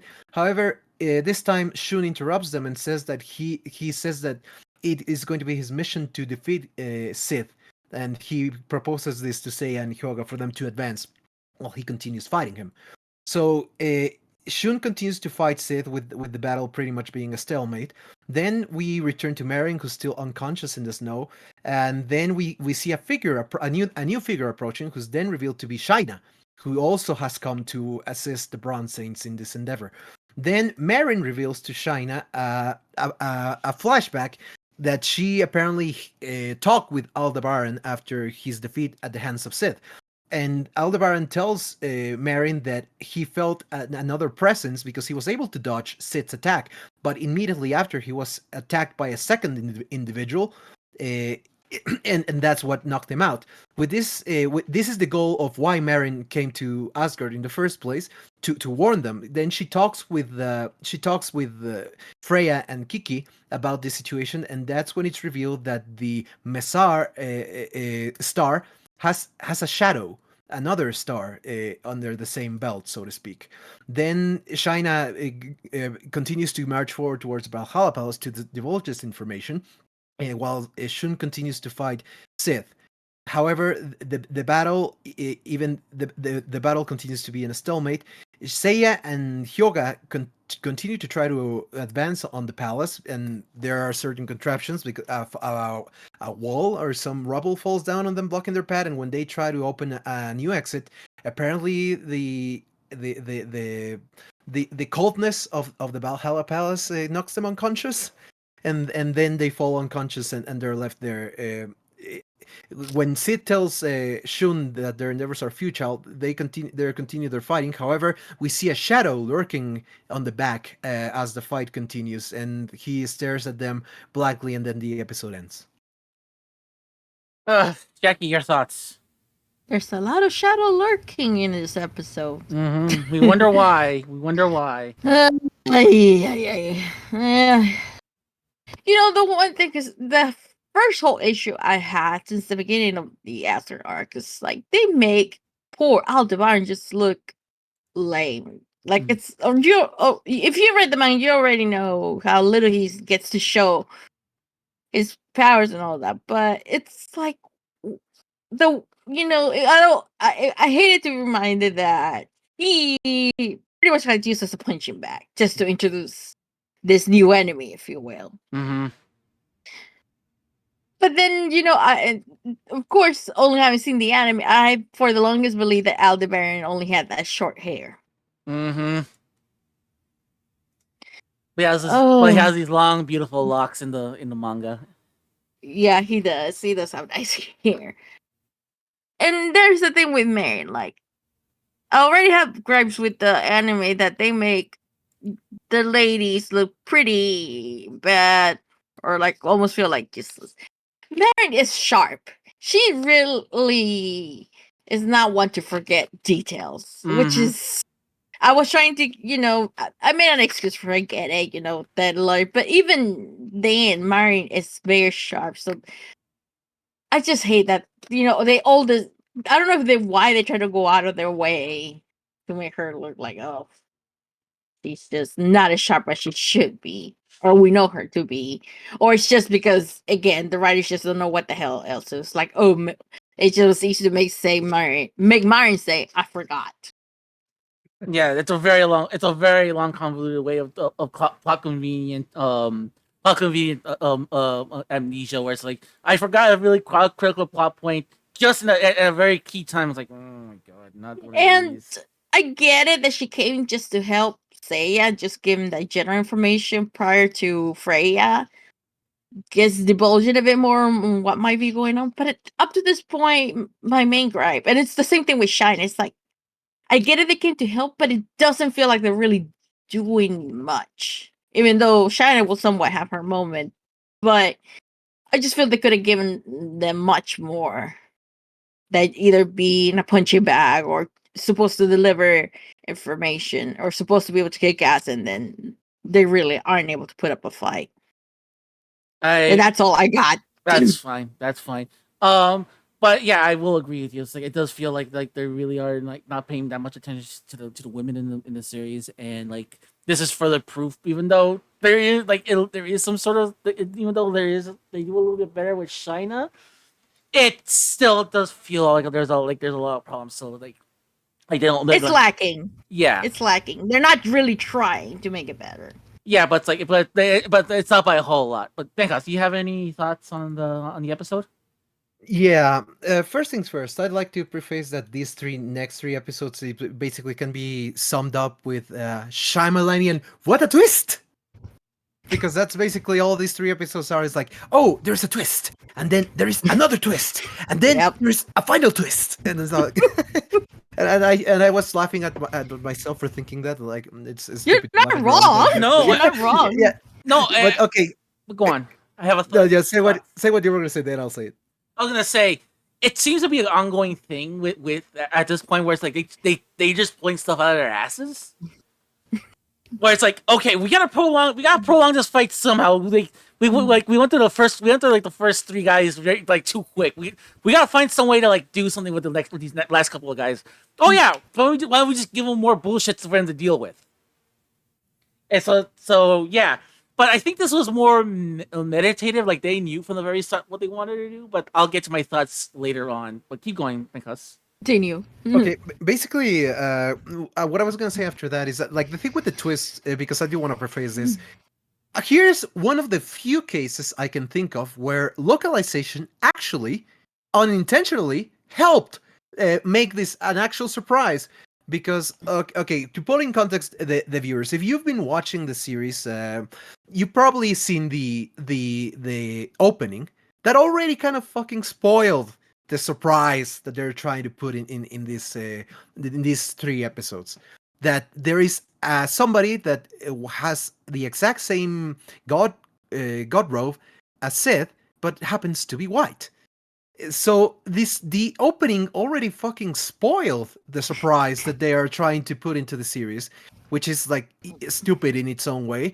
Like they tend to do that after the first episode where they kind of reveal the plot twist in series nowadays, but it's just like it blows my mind thinking about how you got spoiled that from the very beginning in the first place. But going to the point that I was trying to make is, funnily enough, in the localization, because they used because Spain and France did their own openings for the series, and the Spain opening got used here when the series originally aired here in Mexico. That surprise actually was a surprise because you didn't know what the hell was going on because you didn't get spoiled by the freaking opening. So it's funny in hindsight, right? Los guardianes. How did it go? Los guardianes del universo. But yeah, that was something I mentioned to you guys like off stream was like, hey, like But because some versions of the show didn't have this version, you didn't see that in the opening. So and that's why and like since we brought up that point, um, that's why I think from the very beginning that was one of the things that they wanted to do. They wanted to make Sid have like a twin brother or have some sort of twin element to him, because if they already knew that far ahead that he wanted to do that with the character, they knew what they were gonna do with the character like as the series went on. So I'm very sure that that was something that like, as much as we say that like they're pulling out of their asses, I think this was like they figuratively they were pulling out of their asses, but they kind of already had this planned already from the start. Yes, Yeah. actually, there's trivia that I want to say regarding Sith and the Shadow character, but I wanna talk about the next episode before I do that. But yeah, but just to get to the point that you were trying to make, yes, this was already planned from the very beginning, and we can discuss this when I mentioned that. As for the episode itself, again, I liked it and I enjoyed it, but unfortunately, it suffers from. I see what they were trying to do, but the execution was not good. I wouldn't say it's bad, but it's definitely not good because Mary basically like being a dumbass and not telling that information to Seiya when she literally met him, just for the sake of convenience, so that they could do this in this episode. The fact that they are putting these characters that normally like China kind of like more or less gets off the hood by that, because again I think she plays better into the execution of she's a Silver Saint in the end, and these guys are supposed to be able to at the very least put up a fight with Gold Saint, so it makes sense for her not to be able to put too much of a fight. But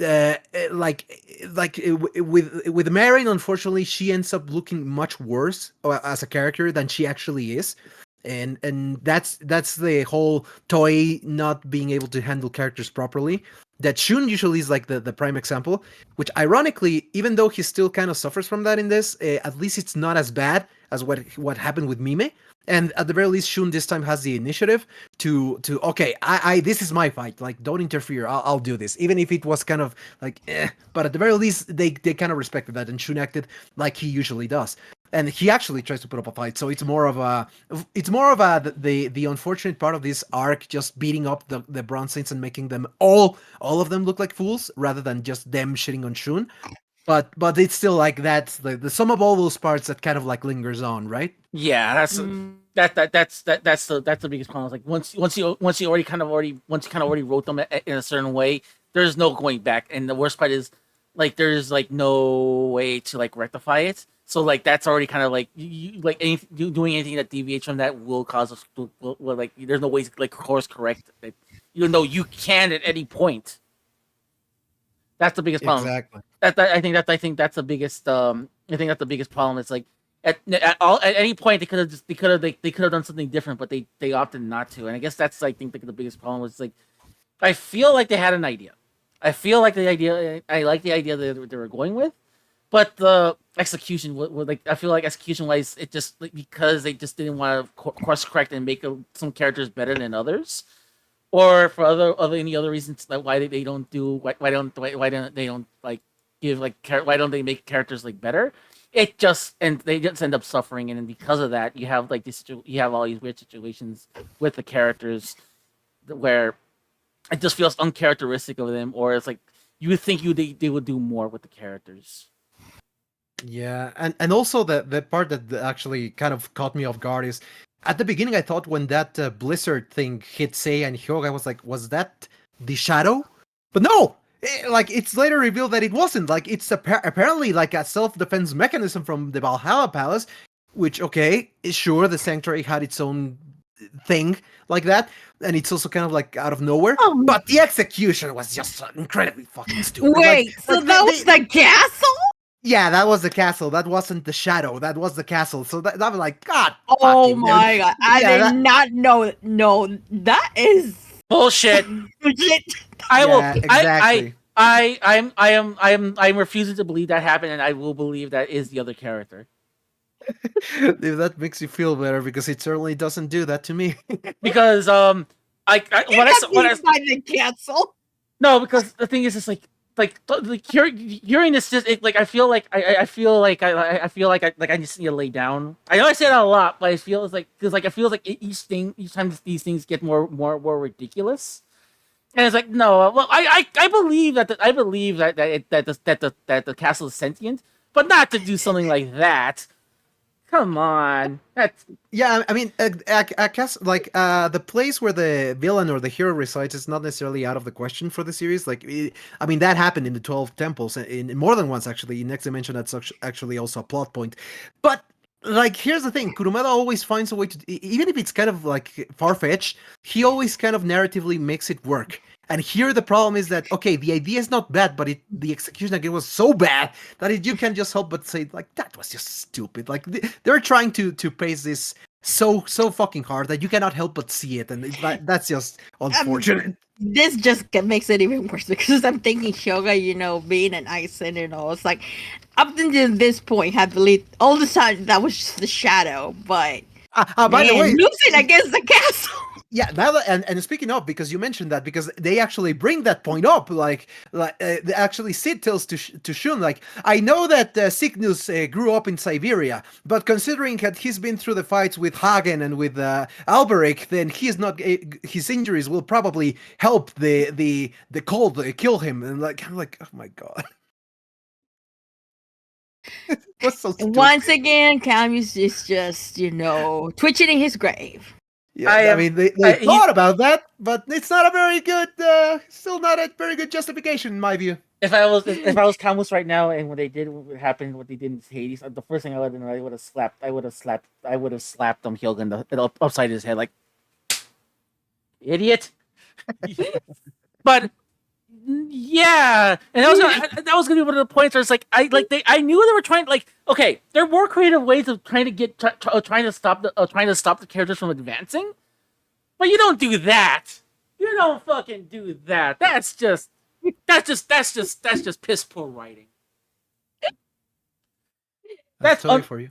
Yeah, yeah. I can see why. I can start seeing, like, I like the building blocks of, like, why things didn't succeed, why things started falling apart, and the late readings started getting worse.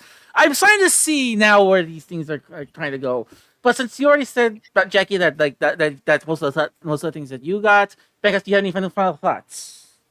Not for this episode. It's All right. just like okay. I'll just say this. I enjoyed it. I enjoyed all this block of episodes, but again, just too many holes on them. Yeah, like we can drive a Mack truck to this damn thing if we start analyzing which we are, and, like, that's a problem. Like, once we start to think out loud, and once we start talking out loud about this, that's when the problems start to, like, arise, and then we start realizing, oh my god, it's even worse. Like, I was really playing the episode soup, but then and then we start talking, like, oh my god, now no, it's not all right. It's not all right at all. Anyways, episode 92. Yes, Yeah. episode 92. Continuing from the previous episode, Shun continues to fight Sith.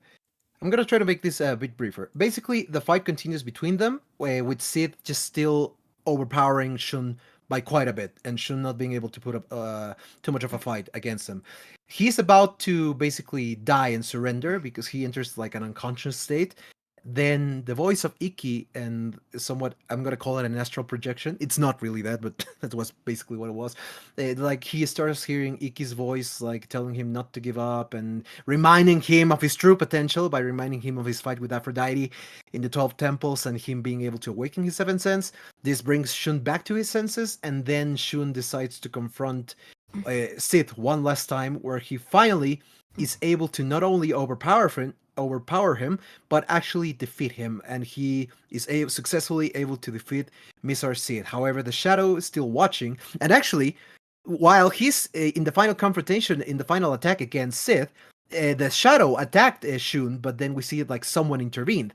Then it is revealed that China is the one that interfered and basically blocked the attack that was directed against Shun, saving him from being affected by the attack of the Shadow. And she's kind of she's already hurt by this. And then the Shadow finally reveals himself to be Alker Bud, the shadow of the sister shadow of Mezar. Basically wearing the same god robe as Sid is, but completely in white. Then he reveals himself, and the whole attack behind Aldebaran is revealed, and he admits that he's the one that basically delivered the blow against him. While Aldebaran was able to dodge Sid's attack, it was Bud the one that actually got him when he was distracted. Then Shaina tries to fight Bud, but unfortunately to no avail, as he's just too powerful and is easily able to defeat her. Then Shun saves Shaina from a lethal attack from Bud, but both of them end up unconscious. And as Bud is about to deliver the final blow, Iki arrives in the nick of time to save both of them, and then the episode ends. Jackie, your thoughts? Pet peeves I have with this episode, and I wonder if maybe it's been years, of course, since I watched the Spanish dub, but I kind of felt that I think my memory feels Bud had kind of a bit of a sexiest line he says to Shine, and I could be wrong because again, this was years ago. Well, he is. But he I can't remember what was the exact word. Something like "you miserable woman." So the wording, I think it took me off when I was a teen. So I think that farther adds on to how I feel about this episode, that they really put the female saints on just like a bad like. I mean, Shanna is definitely putting up a fight, but again, she ends up being used mostly as a punching bag until Shun's tries to protect her, and then ultimately, once again, it's Iki that comes to save the day. I'm trying to think there was anything else. There was something else in this episode I'm forgetting. Nope, nope. I can't. I think you mentioned it because it now kind of went off my mind. Oh, but you know what? The more I say in my head, sit and bud, bud and sit. I'm sorry, but it sounds like the name of a beer to me. Yeah. I just keep hearing sit and bud and sit. I'm like, Well, I'm thinking Laurel and Harley, like their real names. That's what I was thinking. But that the old man Ramses with the old man reference. Take a drink, guys. But your thoughts on Benjas? Okay, here's the thing. You know that I am the one that usually starts ranting and raging about how Toei uses Shun. And even though this episode still kind of falls in line with that, because Toei apparently like hates Shun and certain other characters, they cannot allow him to do anything by himself. At the very least, the execution here wasn't as atrocious as it's been in other circumstances. yeah. I say this because, well, in the end, Shun was able to defeat the Sith by himself. So Yeah. here he was able to actually prove himself, and it falls more in line with him being actually able to defeat his opponent. It's just a fucking shame that again they have to bring Iki to be the one that kind of even though it wasn't physically. Well, he did at the end of the episode, but that's more justifiable. But metaphorically, he had to save Shun from basically giving up and reminding him of his fucking true potential, which by this point he should already know. And that, again, I don't want to be that guy, but in the manga he already fucking knows, and there aren't any egregious moments in there compared to in the anime. And so okay, well, that's an unfortunate part because again Shun ends up being a punching bag, but also it's complemented with what you were saying, Jackie. Even though Shaina, at the very least, it wasn't treated well. It wasn't treated bad.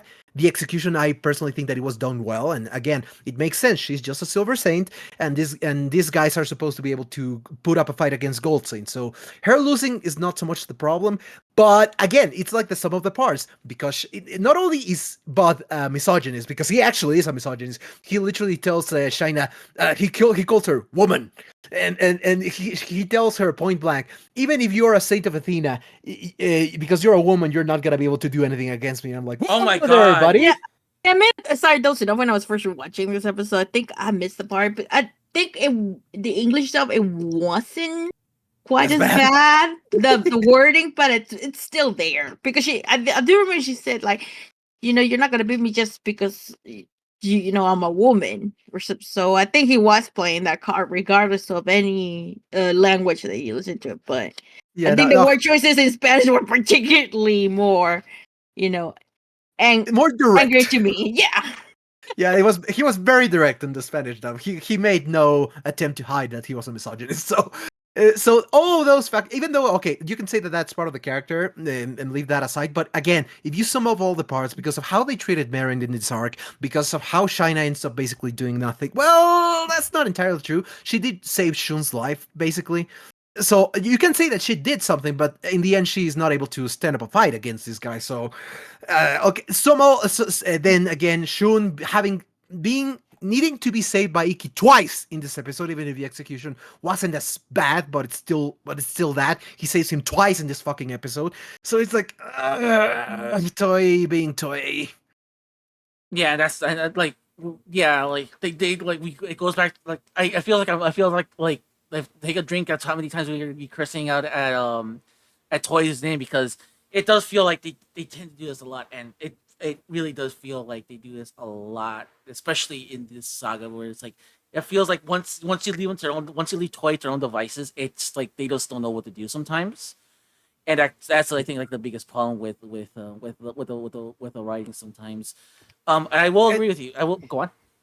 And I was just gonna say because it really is a shame because actually if you take those parts that are basically like my biggest concerns or my biggest criticisms about this episode, the episode itself wasn't really bad, and I still enjoyed it. Like the fight between the Bod and between Sid and Shun was very interesting. Leaving stupid spoiler in the opening aside, the reveal of Bod, even though it feels forced, at the very least it was interesting. He has a more arrogant, like you can already feel that Sid was arrogant, but he still kind of had like a bit of a, I don't know, a Has some bit of control honor to in him. himself. Yeah, had control and honor to himself, but Bud clearly doesn't. So, and he really is proven to be like a formidable enemy in this episode. So, I think that was really well. It's just a shame that all those other aspects end up. I won't say that they overpower the best parts of this episode, but you cannot ignore them either. Yeah, and the worst part is it's like like, it feels like they're doing they're like you said, because it feels like they're doing strides. It feels like they're doing huge strides in making things better. In the fact that like they gave Shina a little bit more to do, and she actually like doesn't feel like a damsel in distress, even though she was kind of overpowered. And yeah, in some dub, it's like they kind of do some they kind of say some like not so nice things to her, but and also too like also too they gave Jun a lot more to do and actually had him fight despite him having to still having to have an astral projection of his brother talk to him beforehand and actually have like and actually like consult him before he actually does something, which again but the problem is I think that happens to everybody. Like everybody just suddenly just has to like have a conversation. It's like a psychic conversation with someone. The only one that somehow doesn't is yoga, and I don't know, it's because they're playing favorites or not. That's why they don't. Now that I'm saying this out loud, it's like maybe that's why he doesn't have that syndrome of Or he gets them the least. That you could sort of argue that the episode he was signing Hagen, we hear cameo in the background. So oh, that's right. That's about as close as yeah. But if you want to see if he gets that type of conversation the least, absolutely. Yeah, because like it feels like it feels like with yoga he has to like it feels like with yoga he doesn't have to do it that much.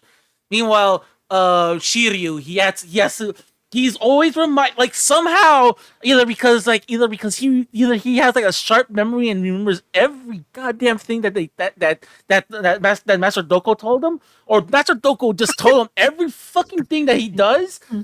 That's why it just implanted. It's like implanted in his brain every little thing that he has that's been It's implanted in his brain like everything that not every way he can like fight.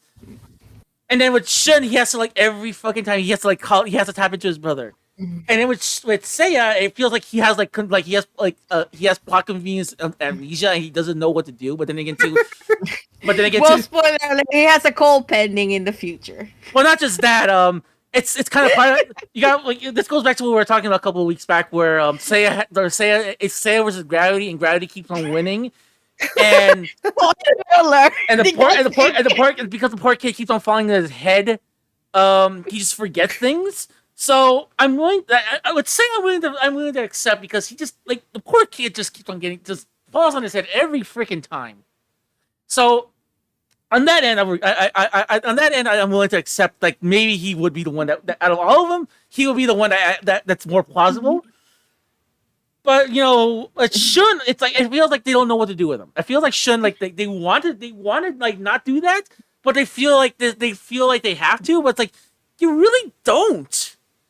And this was proof that like you really, if they cut that part, if they cut all those parts out where he suddenly has to have a conversation with his brother from the astral project, from him taking a nap back with fighting Mime, I think this fight would have been so much better. As a matter of fact, Yeah. but now that we don't, but now that happened, and again, I think this has to do more with the fact that they were trying to eat as much time as they can, and that's like the biggest problem with these fights is like they do a lot of these things to eat time. And it's like once you start doing, there's better ways to eat time than this. Here's the And thing. yeah, go on. Say it. Two things. When filler has filler, and when you know that the filler is filler, then you have a problem narratively. Jackie. No, I was just gonna say this is, thank goodness that we got rid of having filler episodes and filler arcs, and they just decided to make anime be seasons. Whenever the anime caught up to the manga, they just stop and wait to do another season when they have enough manga material. Or in the case of like something like Spy Family, where it's like if they want to do something on the side, they'll do something like there's something like for a brief minute or two. It's not something that eats up an entire episode. And it's always something like. And if they do something if they do something on the side that it's always because the best example is again is Spy Family, where they took something that was like a couple of panels and they expanded it to an episode, but that's fine. That's still part of the plot. That's good expanding. This is bad expanding. Yeah, if it enriches the episode, yeah, that's wonderful. That's what filler should actually be doing. But when it's like because if it's the filler for the sake of filler, and it's a filler, yeah. And it's also too, it's like, and not just that, it's using the tropes like you're kind of already sick of, or you're starting to like get really peeved at. That's not doing anybody any favors. So, any final thoughts, Jackie? Nope, I'm good. Becas. No. Again, good episode, but with too many problems. All right, let's go on to our final episode 93, Benjas. Alrighty, well, episode 93. Now that Iki has arrived, it continues right where episode 92 lifts off. Iki arrives in the nick of time to save Shun and Shaina from Bot's attack. Oh, God. And now the confrontation between Bot and Iki begins. At first, seeing that Iki is able to somewhat put up a fight against Bot, however, very quickly you can start to see that Bot has a bit of the upper hand as he's able to inflict damage upon Iki, where Iki only was able to knock his helmet off. When he knocks his helmet off, then it is revealed the big obvious fucking thing that he looks identical to Sid, and then he reveals the big plot twist of this of the, I'm gonna call it the Saber-Tooth Tiger arc. Yeah. That they're actually twins. They're twin brothers. And then Bot begins to narrate after this, when that revelation is done, you see we cut to Hilda talking to Siegfried about Bot, who is he doesn't trust him because he's a shadow. He's not truly a god warrior. So you can see that they don't hold him in the same esteem or the same standards as the other god warriors. They just consider him to be a shadow. So even there, there is discrimination against him. Like Iki and Bot continue to fight, and then Bot reveals basically that he feels nothing for his brother. Like he doesn't really have any pity or compassion for him. And then that's what propels his, while he's beating the shit out of Iki, by the way, he starts to tell his backstory of how Bot and Sith, basically when they were born in Asgard, they were born to a very rich and noble family in Asgard. But apparently in Asgard, twins are frowned upon, and they're considered bad luck, that they're going to destroy the family. So they basically just picked and choose one of them, and the other, who happened to be Bot, they abandoned him in a forest in the cold to die. But he was found by, I think he described him as a farmer or something. But basically, by somebody found him in the wilderness, and he grew up with him. But one day when he was chasing a rabbit, trying to get him, Bot interfered, saving the rabbit's life. And in order to have Bot spare the rabbit, he gave him a dagger, which Bot immediately realized it's identical to one that he had with his name on it. And that's when he realized that this kid was his brother. and a very strong hatred and grudge started to rise in him, and he decided to become a better man in all senses than Sid could ever be. So he started to train by himself, and then when all the God Warriors got reunited, well, they were all called upon. He was given the God robe of Alcor, which is the twin shadow of Mizar. He confronts Hilda about this, and she basically tells him, "Don't worry, if he dies, you will basically get promoted." So he, so after that, he still continues to pummel Iki, who then decides to finally start using his power and stand up against Bod, since he is also powerful. Iki's able to finally put up a fight against him, and the episode ends with both of them exchanging attacks, and then the episode ends. Jackie, your thoughts? Whoa, man, do they love family drama in Saint Seiya? They even love more twinsies drama. Uh-huh. But you know, right, thinking about Iki, he has like all these friendship speeches. It's like he's able from being a total jackass at the beginning of the story. You know, he kind of gained of a purpose. He decided to fight for Athena, and it's kind of like when we go into the next arc, it's like, oh, you think Iki's being all like join the good guys. He kind of reversed himself to his sort of like being a jerk kind of ways. So it's like this whole arc just does a lot of things that start contradicting what happens in the next arc, to be, you know, Poseidon. But oh man, I Hmm. honestly just feel like this is where we start seeing that the episodes are really dragging on. Yeah, I will agree. One note. Like they like the whole like, tell you what, it took him so long for but to finally explain his whole family background and all that, and as he's beating up Iki. But yeah, this is like this episode 92, and I feel like I'm starting to feel like this is where Ash really starts dragging on. And it's like the whole fight starts taking unnecessarily longer than they should. Just my 2 cents, because like I want to get this out before. I want to get this done observation. I like the fact that it took him like 5 minutes. It took Iki like 5 minutes to realize what's going on. He just stood there like, like he had like a loading. He looked like he had like a loading screen, like trying to process You're what. right, he did. Windows crashed for him. Yeah, he had to like reboot because like, wait a minute, you're right here, but you're right there. Not only that they're siblings, yeah. Oh, they're twins. They But, so, look but alike. that's the thing. It's like you should have like that should have been something like right away. You should have been like, oh, they're twins. But no, because of pacing, they have to like give like this dramatic like they have to like do a dramatic like but it makes Iki look so fucking stupid. Something with this arc too that, you know, Captain Obvious went out the window. Yeah, Like it's the like last time this should be obvious, is just like yeah, and usually the worst part is like these guys are smarter. These guys are smart enough to know what's going on, but for some reason, because of plot convenience or for pacing reasons, they just happen to just conveniently be like, they conveniently just get dumber, and I'm like, oh my god, thank us though. Like, what's your thoughts so far?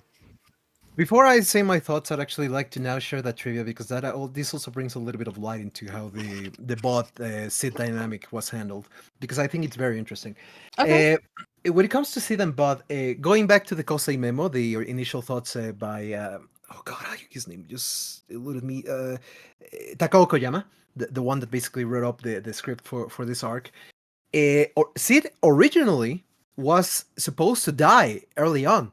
He Mm. was originally intended to die in his first appearance when he fought the five Bronze Saints at the same time, and Oh. then Bod, because here's the description that Bod has on his character sheet, not his character sheet, but on the memo. After Sid's death, he gets an intense revenge desire, so he challenges Seiya and the rest. He's cruel. He has the appearance of a nobleman, and his sobriety equals that of Hyoga's. Like Thor, he believes Asgard should rule the world. So Mm. here, so originally he was supposed to kind of like, even though he was still thought of his as Sid's shadow, he originally was gonna actually feel angry that his brother got killed, and he was gonna inherit basically his place and then take on the Bronze Saints. And he had a more of a Asgard should is superior kind of attitude. Then the monthly Bandai making journal mentions specifically states this the fact that Sid is defeated by Seiya and the rest, and Bud takes his place.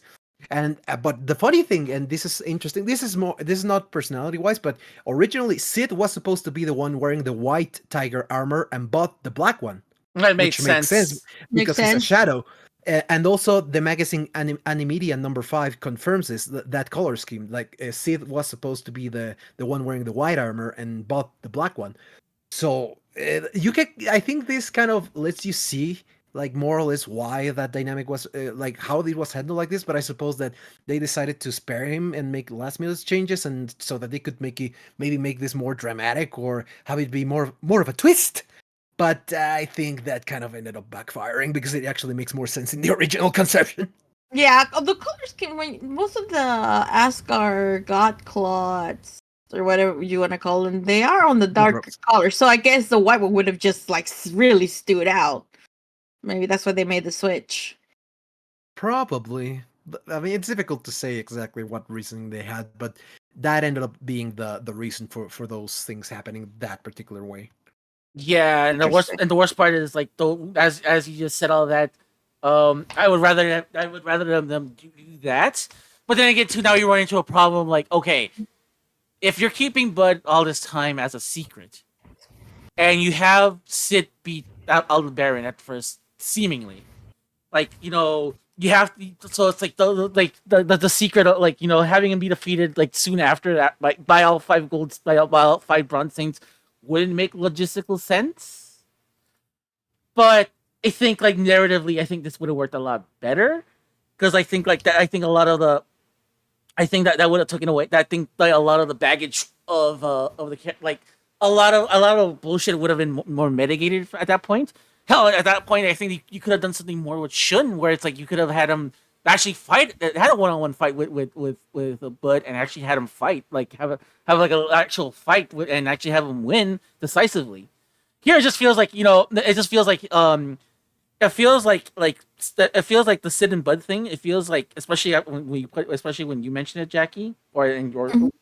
where it feels like it feels to me like they like Shun took out the day manager, but the night shift manager took over, and now the night shift manager is the guy you had to be, and you're like, bitch.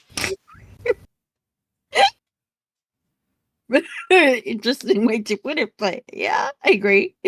Yeah, it's just like that's how I interpret it. It's like, oh my god, it's like the night shift manager just came in. It's like I'm the leader now. Like, oh, son of. But any other thoughts, Jackie? Oh, this episodes can be a pain to watch, but it's always fun to discuss them with you guys. You just make them at least easier to tolerate. Oh, definitely. That's I think one of the better parts. And like we mentioned earlier, like these were some good episodes in my opinion. Like these were some good episodes, but once we start nitpicking and once we start analyzing, once we start saying things out loud, it's like it's one of the things where it's like you the words are coming out, but then you start to realize what you're saying. Like We see the light. no, it's like we realize how absurd things are getting. So it's like one of these like oh, this was actually bad. Becca, any final thoughts on either this episode or in general anything from like of these episodes? Again, I want to stress out that I also like this episode. I enjoyed watching it, but again, it's just too many plot holes, too many things that don't make sense, too many things that feel forced for the sake of feeling forced. Of I know that probably the intention was to create drama, to create tension, to have like this revelation be like create like that sense of oh wow, right?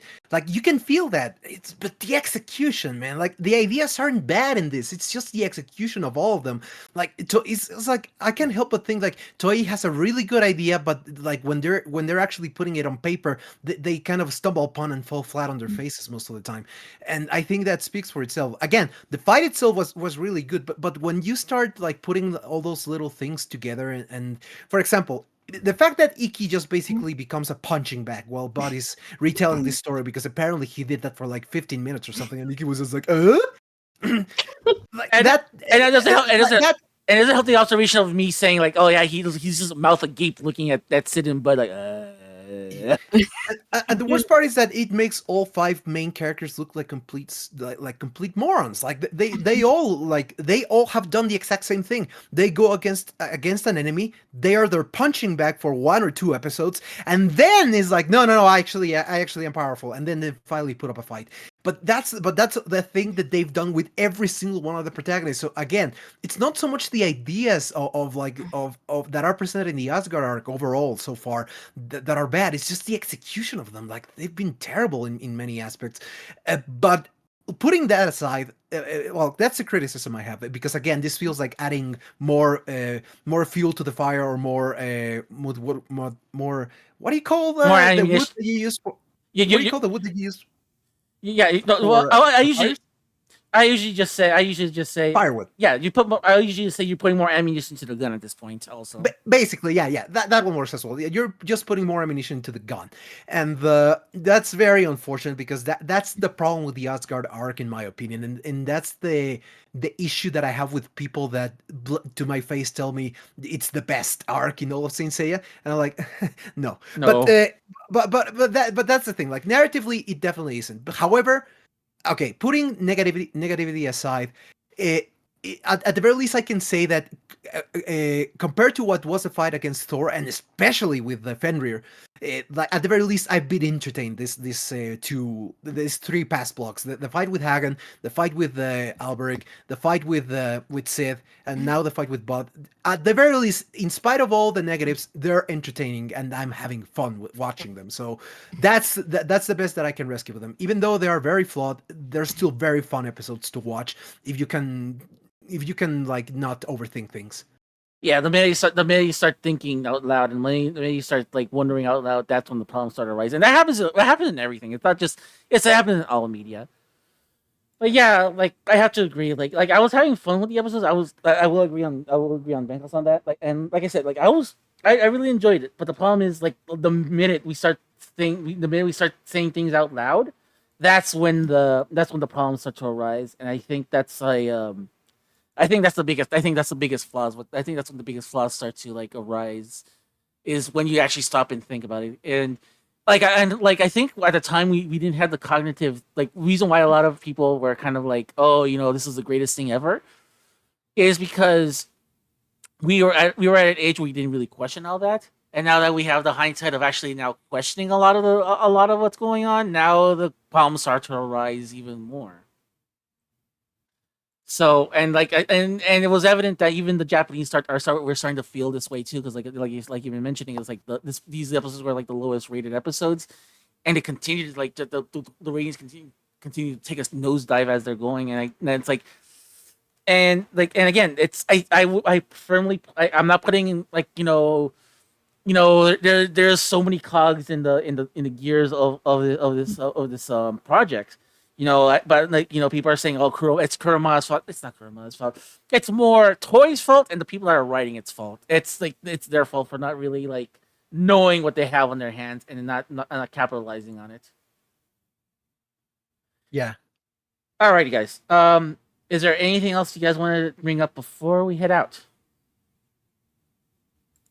If I may, okay, just to mention real quick, both next week is gonna be the concert, so both me and Jackie are gonna be there, and we're gonna be each having some goodies of the podcast. So if any of you listening out there happens to be there, please feel free to approach us. Please feel free to say hi, and be sure to tell us so that you can get one of those gifts. They are limited, so take that into consideration.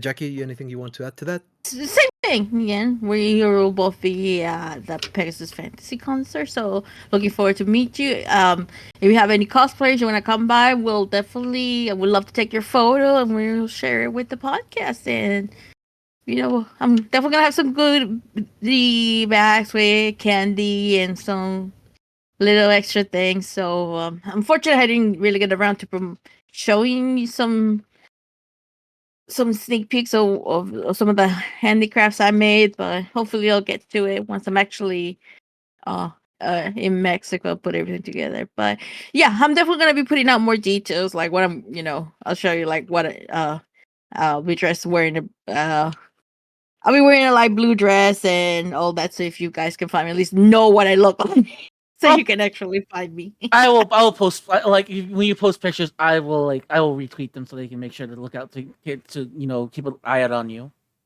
Yeah. Also, so like whatever you guys post, whatever you guys want to be sending out, I will definitely retweet it, and I will also be I'll also like we will be sharing stuff as well as it comes along from the show as well. So don't like anything that you guys post and anything that you guys send my way, I'm definitely gonna post it, and I'm definitely gonna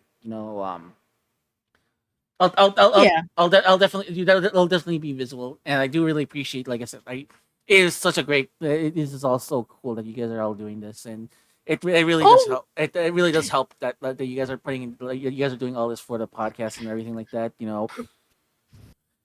It no, bro, it's fun for and then the thing is, the greatest thing is just knowing that all of this has been in the works for me since like late March, early April. So it's really amazing just to finally, like all these postcards I've been working on, all the stuff I've been putting together, finally gonna be able to pass them out and all that. So yeah, it's gonna be like fulfillment day. yeah, and also too, I saw a lot of other things that you guys have, and I can't wait for I can't wait for the fans to get all that stuff and to like share that with all with the fans as well. So, I mean, I wish the fans can get the stuff and share it, and make get the word out of the podcast, and also just hey, also showing off like all the cool wares that we have. So Yeah, cosplayers, if you have any tobacco or crafts, anything you want to show off, just come and say hi, and we love to take a picture and put it out, share in our social media. Outside of the concert itself, I will be in Mexico for a week, so I'll probably make it a hashtag if you just want to follow along on while I'm on my trip. But if anything my spot say outside of the concert, I'd definitely be sharing that too, because I can only imagine what's gonna be out there. all right, yeah. So I'm pretty sure you guys that's everything you guys want to share, right? Yeah, Uh, yeah, for yeah. for now, yeah. Okay. So it'll be a little bit of a crazy time, but don't worry, we'll come back after a bit, and I will have some great stories to tell.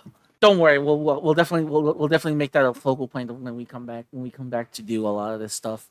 But Yeah. with all that said, guys, but for me, I have to my things I'm gonna plug. I am not gonna be at the concert, but I'm gonna be helping these guys out from home base here, and just like whatever you guys repost, whatever you guys talk, whatever you guys do, they're gonna send it my way out. So I'm gonna be out here at home base, just taking care of things as well. So I will not be there. I will be there in spirit.